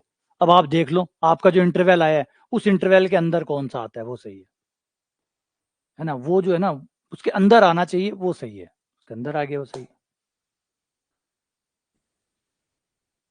ठीक है, अच्छा आ जाओ उसको, ये रहा, इसको जो मैंने यहाँ किया है वो है √2 से गुणा √2 का भाग।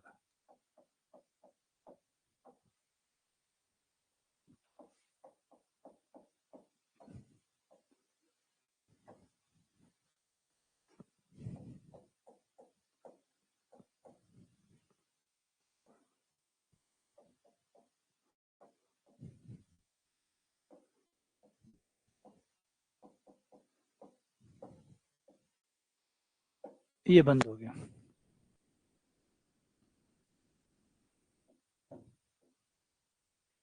cos π/4 + x,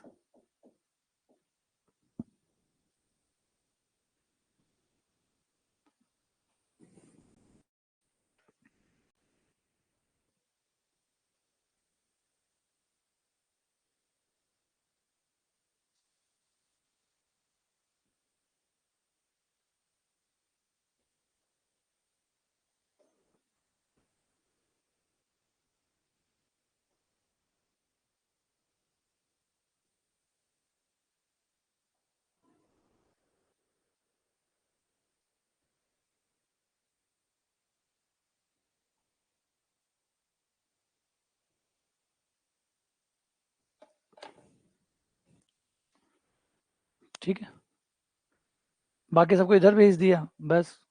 कॉस है, कॉस -90 से +90 के बीच में प्लस होता है, कॉस जो होता है वो -90 से +90 के बीच में प्लस होता है, बस ये कॉस है, इससे थीटा बोल दूं, इसका नाम थीटा रख लो बस। और कॉस थीटा 0 से बड़ा चाहिए, कॉस थीटा 0 से बड़ा होता है -90 से +90 के बीच में, तो -90 से +90 ले लिया, थीटा -90 से +90, फिर हमने x का मान निकाल लिया। और चाहो तो सीधा निकाल सकते हो, डायरेक्ट भी हो जाएगा, कोई प्रॉब्लम नहीं है।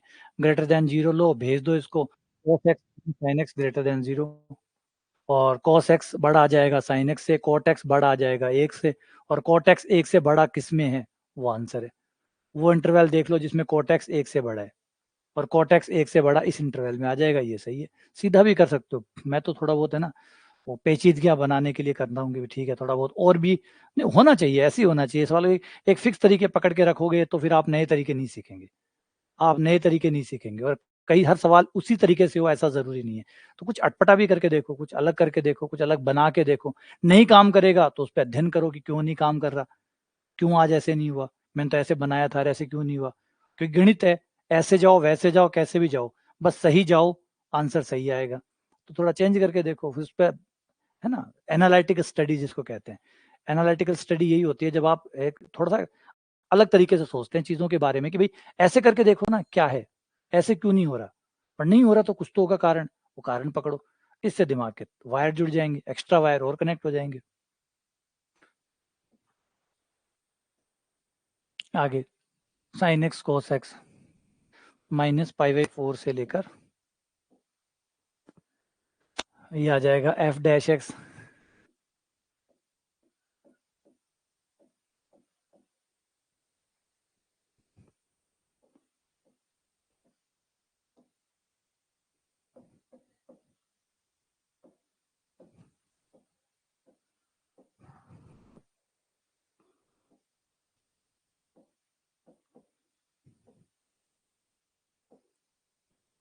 साइन एक्स का कोस एक्स, कोस का minus sine x.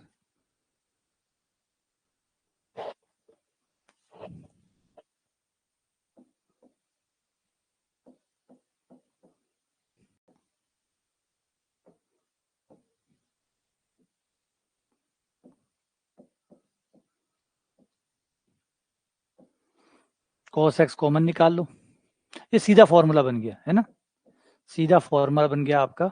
cos x common ऊपर से, cos x नीचे से कॉमन और कट कर दो, ये हो जाएगा tan x।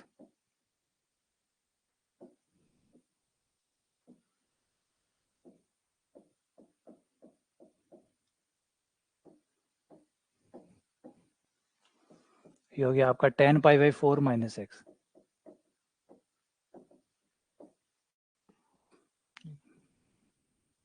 tan का मान प्लस का कब तक होता है, tan का मान 0 से 90 के बीच में होता है, प्लस का 0 से 90 के बीच में। आपको वर्धमानी चाहिए ना, हाँ, स्ट्रिक्टली इंक्रीजिंग चाहिए।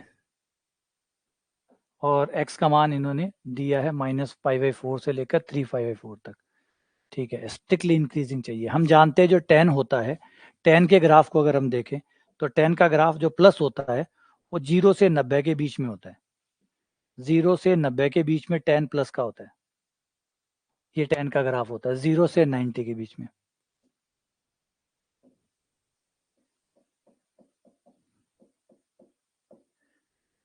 जीरो से 90 के बीच में, 0 से π/2। तो ये जो कोण होगा tan वाला, ये 0 से 90 के बीच में होगा,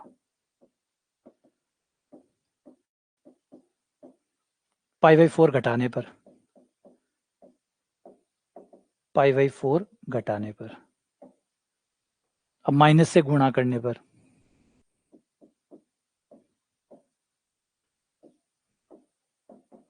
तो ये आ गया -π/4 से लेकर +π/4 तक। ये आंसर आ गया।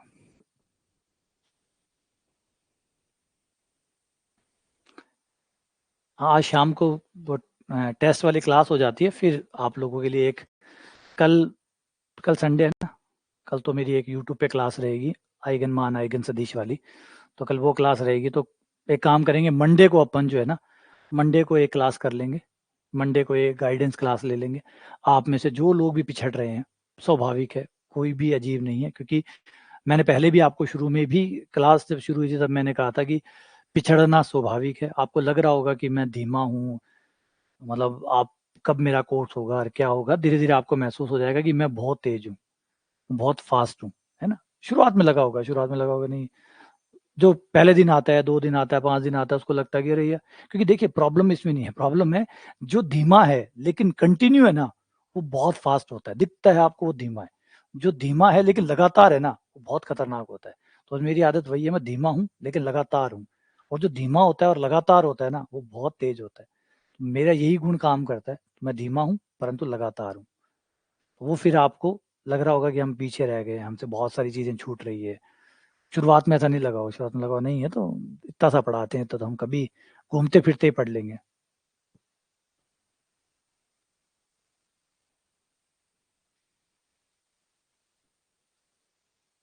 हाँ, कोई बात नहीं, पिछड़ना स्वाभाविक है। एक क्लास ले लेंगे, गाइडेंस क्लास, समझा देंगे। ये कोई नॉर्मल प्रॉब्लम है आप लोगों की, आप लोग मुझसे पिछड़ना स्वाभाविक है आपका। आपका स्वाभाविक है, क्योंकि मैंने पहले कहा मेरी नियमितता है। आप में से जो भी नियमित है वो मेरे बराबर है, और जिसके भी अनियमितता आई है बीच में, कोई भी कारण से आई, बीमारी की वजह से आई, शादी प्रोग्राम जिसकी वजह से भी अनियमितता आई, वो मुझसे पिछड़ गया। जिसके भी अनियमितता आई वो मुझसे पिछड़ गया। तो कोई बात नहीं, कुछ चीजें पिछड़ जाती है, छोड़ दो। जहां से चल रहा है वहां से स्टार्ट कर दो। बीच में छूट जाएगी ना, थोड़ी बहुत छूट जाओ। कभी तो समय मिलेगा, जिस दिन समय मिलेगा उस दिन वापस से उसको कवर कर लेना। ये छूटना स्वाभाविक है, लेकिन डरो मत, कोई टेंशन नहीं है। अगर कुछ छूट रहा है तो उसको फिर छोड़ दो, पकड़े मत रखो। अगर छूट गया है कोई तो छोड़ दो, जहां से क्लास चल रही है वहां से जुड़ जाओ और फिर आगे चलते रहो।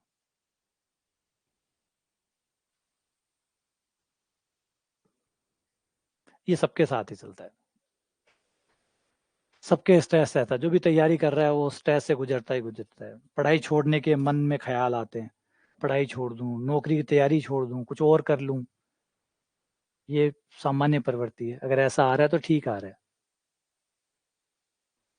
इसका मतलब आप सीरियसली तैयारी कर रहे हैं, इसलिए इतना सोच रहे हैं। वरना जो सीरियसली तैयारी नहीं करते उनको कोई ख्याल नहीं आते। डिक्रीजिंग चाहिए। बुरे ख्याल अच्छे लोगों को ही आते हैं। कभी देखा बुरे लोगों को बुरे ख्याल आ रहे हैं? कभी देखा आप लोगों ने कि बुरे लोगों को बुरे ख्याल आ रहे हैं, अच्छे लोगों को बुरे ख्याल आते हैं? एक कुछ छोटा हो गया, तो आप मेहनत कर रहे हैं इसलिए बुरे ख्याल आ रहे हैं।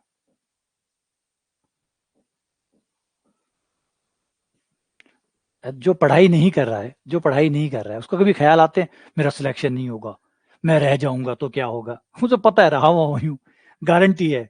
दुनिया में कोई भी ताकत नहीं जल है ही नहीं जो मेरा सिलेक्शन करवा सके, तो उसको कोई टेंशन नहीं है, क्योंकि पढ़ ही नहीं रहा। टेंशन किस बात की? टेंशन किसको हो रही है? सिर्फ उसी को हो रही है जो पढ़ाई कर रहा है, जो अपनी तैयारी को लेकर गंभीर है ना? ये एक इंडिकेटर है कि आप लोग तैयारी कर रहे हैं, और आप तैयारी कर रहे हैं इतना ही कहते ही आप 4 से 5% लोगों में आ जाते हैं। सिर्फ 4 से 5% लोगों में आ जाते हैं जो तैयारी कर रहे हैं, बाकी 95% लोग तैयारी नहीं करते, सोचते तक नहीं है। तैयारी तो बहुत दूर की बात, किताबें लाएंगे, फॉर्मेलिटी सब करेंगे, पढ़ाई नहीं करेंगे। आप पढ़ रहे हैं तभी चिंताएं हो रही है ना? तो उसको पॉजिटिव वे में लें, अच्छी चीज है, आप अच्छा कर रहे हैं। ये सवाल वैसा का वैसा है, इसको कर डालो। ये पहले भी आ चुका है, ऐसा ही एक भाई आया था।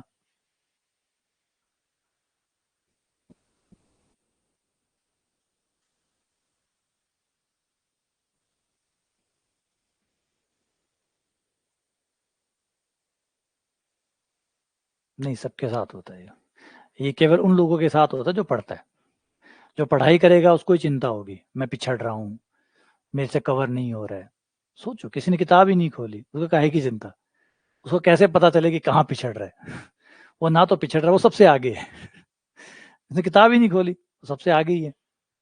आपने किताब खोली, आपने पढ़ाई की, आपको महसूस हुआ ये टॉपिक पीछे चल रहा हूँ, इस टॉपिक में आगे चल रहा हूँ, ये समझ में नहीं आ रहा है, ये समझ में आ रहा है, ये कम समझ में आ रहा है, यहाँ नंबर नहीं बन रहे। आपको पता है, इतनी बात में आप 4 से 5% लोगों में आ जाते हैं।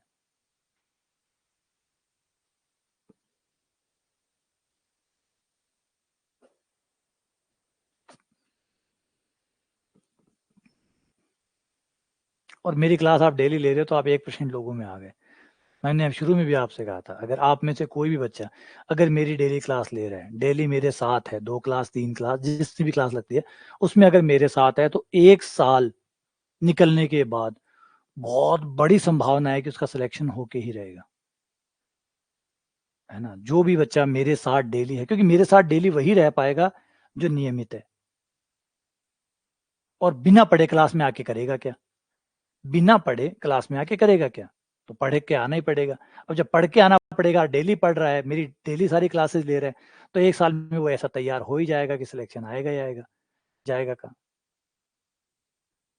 और मुझे लगता है कि जैसे अभी अभी बता रहा हूँ, अभी शायद अभी भगवान ने चाहा, ईश्वर की कृपा रही सब कुछ, और अब जो सेकंड ग्रेड की वैकेंसी आएगी, तो एक बहुत बड़ा सिलेक्शन जो है ना वो मेरे बेस में से निकलेगा।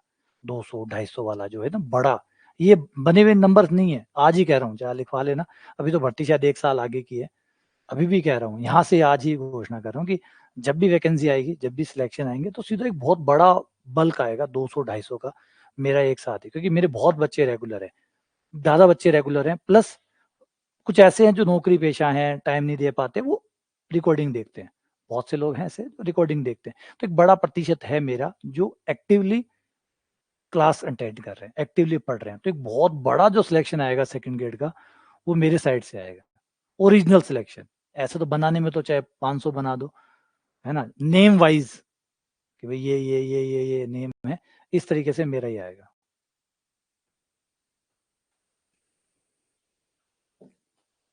तो हम इस बार की भर्ती में सबसे ज्यादा सिलेक्शन देने वाले होंगे।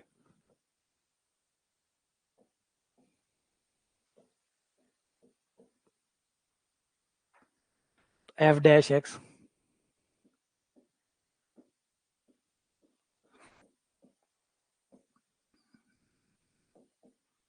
-2P। ठीक है, क्या चाहिए? डिक्रीजिंग चाहिए, डिक्रीजिंग चाहिए। तो 2P को उधर ले जाओ, -sin x -2P <0 2P उधर चला गया,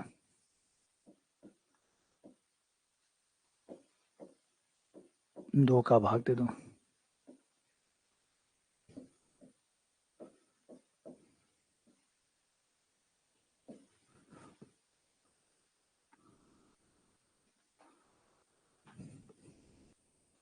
तो ये P है। अब साइन पे आ जाओ।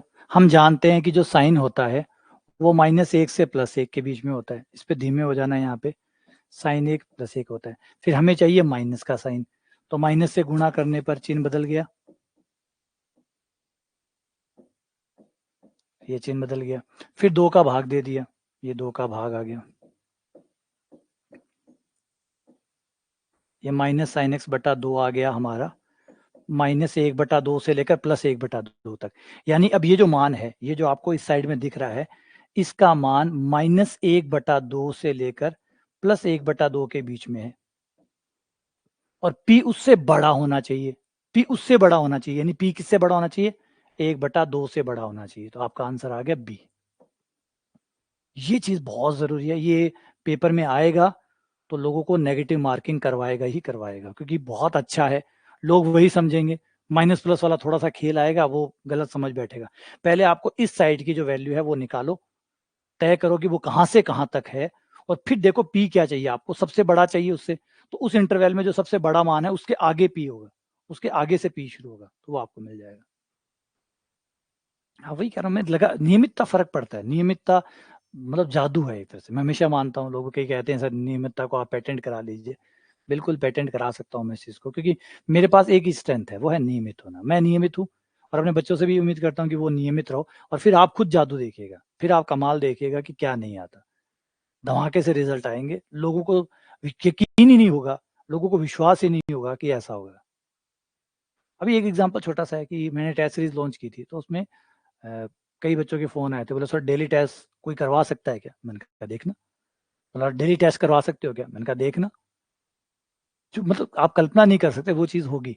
मैं डेली टेस्ट करवाऊंगा, और पूरे एग्जाम तक जो टेस्ट हमारे चलेंगे वो एग्जाम तक चलेंगे, डेली करवाऊंगा।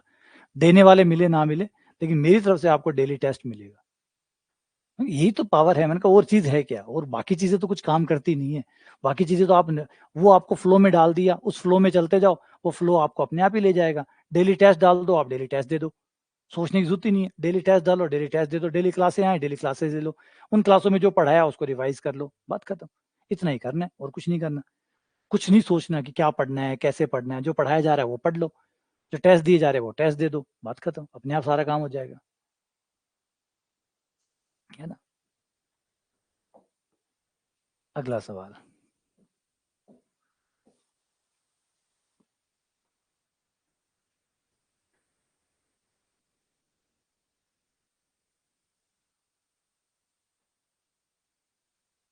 हाँ, पक्का लगेगा, कहेगा हाँ आपने सिलेक्शन इतने सारे आउट कर दिए। कोई मानते ही नहीं है। अब एमपी वाला था, एमपी वाले में सिलेक्शन जो थे मेरे, मैंने घटा घटा के सिलेक्शन कम से कम वही जो एकदम कंफर्म हुए थे वो बताए थे। और जबकि थे इतने सिलेक्शन, इस बार भी ऐसे ही है। अब आप तो जो मेरा हिस्सा है, जो मुझसे जुड़े हुए हैं, वो लोग तो देखते ही हैं सारा दिन। पता है आप, हम पॉइंट देखिए, हम 3 क्लासेस लेते हैं, 3 क्लासेस डेली। बाकी आप किसी भी ऑफलाइन सेंटर पे चले जाइए, नॉर्मली 1.5 से 2 घंटे की क्लास होती है, एक क्लास सिंगल क्लास होती है पूरे दिन भर में 1.5 से 2 घंटे की। हम 1.5 से 2 घंटे की 3 क्लास लेते हैं, यूट्यूब वाली अलग, और जो कभी कभार यूट्यूब पे लेते हैं वो अलग, और जो टेस्ट सीरीज शुरू होगी पूरे साल भर की वो अलग। अब सोचिए, इतनी मेहनत जब आप करते हो या इतने तरीके से आप करते हो, तो रिजल्ट बनेगा या नहीं बनेगा? वो तो बनना ही बनना है, कहाँ जाएगा? तो फिर अब लोगों को लगेगा साल भर बाद में कि ये तो बना के रिजल्ट बना रहे हैं, ये तो खुद ऐसे ही रिजल्ट दे रहे हैं। अरे खुद नहीं दे रहे, देखो तो सही पीछे आके। जो हमारे साथ जुड़ा हुआ है उसको तो पता है, लेकिन जो नहीं जुड़ा हुआ उसको तो ऐसे लग रहा है कि पता नहीं कोई जादू कर रहे हैं, पेपर लीक करा रहे हैं।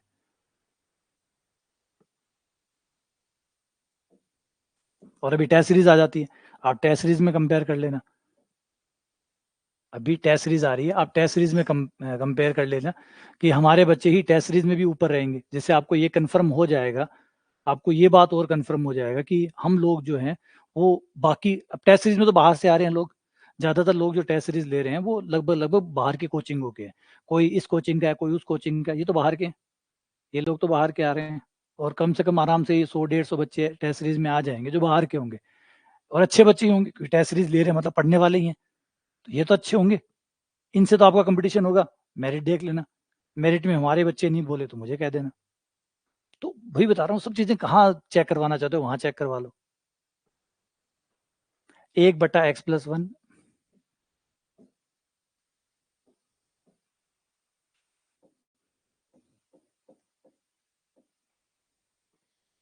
अवकलन करने पर होगा -1/x+1 का स्क्वायर।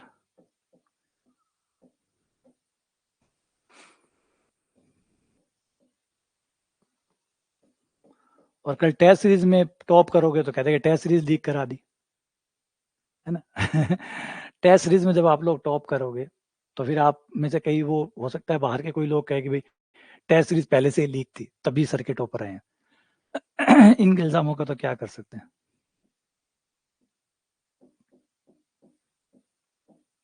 ये कट गया, -1 आ गया,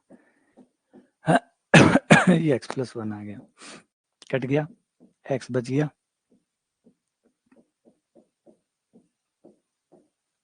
ये 0। तो इंक्रीजिंग x 0 से बड़ा होगा तो इंक्रीजिंग, 0 से छोटा होगा तो डिक्रीजिंग। तो बहुत है, बहुत इंक्रीजिंग एंड डिक्रीजिंग दोनों है, इंक्रीजिंग भी है और डिक्रीजिंग भी है, डिपेंड करता है कि x क्या है। -h क्या रह गया, अच्छा माइनस था बीच में, ओह माइनस खा गया।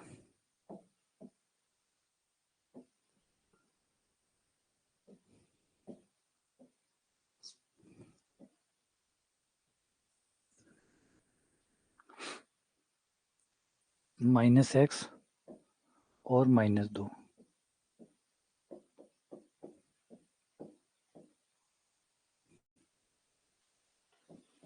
माइनस बाहर, x+2, x का मान दिया हुआ है, वो भी ध्यान नहीं दिया, x का मान दिया हुआ है कि x का मान 0 से बड़ा है।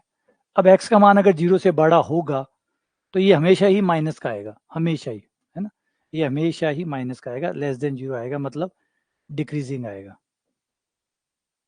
दिया हुआ है इस वजह से, कहा है कि x को 0 से बढ़ा लो, दिया हुआ है कि x को 0 से बढ़ा लो, है ना, ये दिया है, इस वजह से ऐसा हो गया कि x का मान 0 से बड़ा ही लेना है।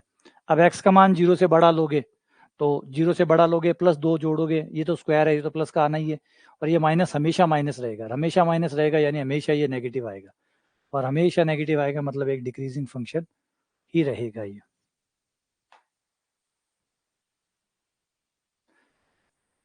चलो एक फटाफट इसको कर दो, फिर एक और रहेगा, ठीक है। चलो मैं निपटा देता हूँ उसको,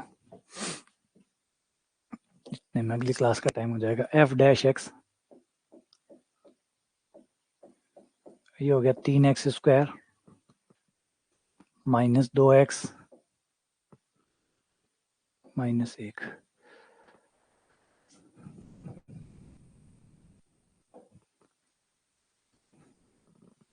डिक्रीजिंग चाहिए, लेस देन 0 चाहिए, गुणनखंड आ जाएंगे इसके।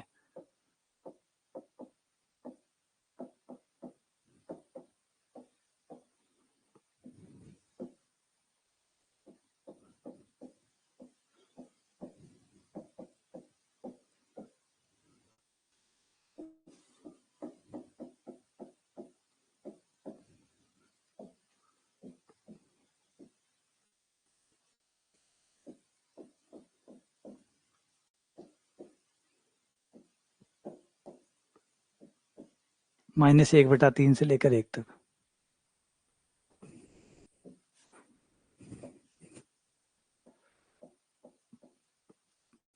क्या माइनस का चाहिए ना, डिक्रीजिंग ही चाहिए, ठीक है। तो -1/3 से लेकर 1 तक। एक लास्ट और कर दो,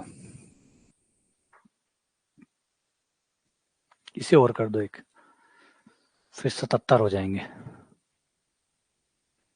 ये हो गया इसका अवकलन।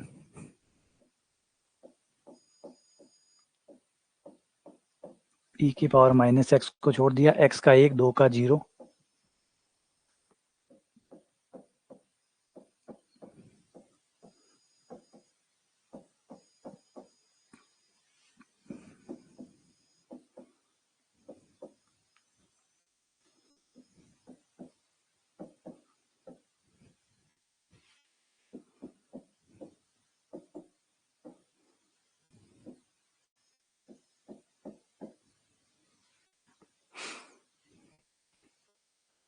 वर्धमान का निकाल लो। f dash x greater than 0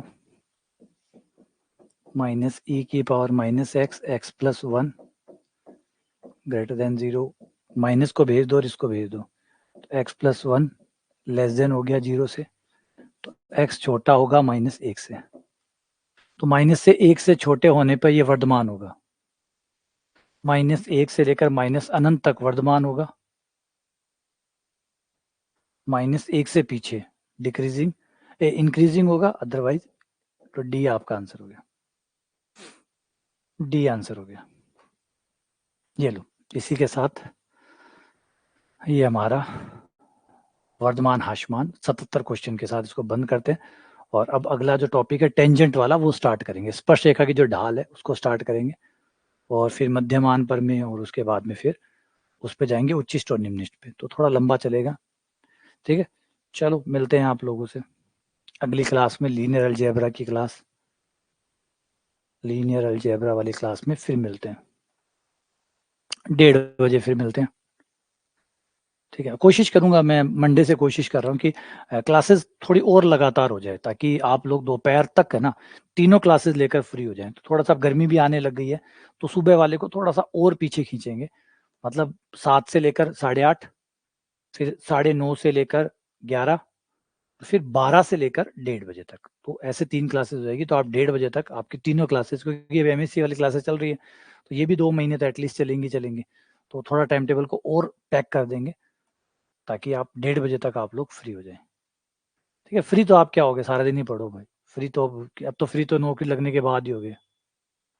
नहीं, सेकंड ग्रेड की नहीं, पीजी वाली क्लासेस है, जो पीजी के टॉपिक है फर्स्ट ग्रेड वालों के लिए, या जिनके अंदर फर्स्ट ग्रेड के टॉपिक आते हैं वो वाले कॉलेजेस। लीनियर अलजेब्रा है, लीनियर अलजेब्रा जिसका भी हिस्सा है, उन क्लासेस को मैंने वो क्लासेस की हुई है, जिनके अंदर क्लासेस दिखा रहा है, मतलब उसके कोर्स में वो है तो क्लासेस है ना। अब तो नौकरी लगने के बाद ही आराम मिलेगा, वैसे तो क्या है, सारा दिन ही पढ़ो, क्या फर्क पड़ता है ना। हाँ, क्यों ऐसी चीजें सोचे, क्यों ऐसे लालच डाले बीच में। अब तो यही है कि आखिरी तक पढ़ना है, पहले पढ़ो चाहे बाद में पढ़ो, सारा दिन ही पढ़ना है। चलो मिलते हैं आपसे फिर से।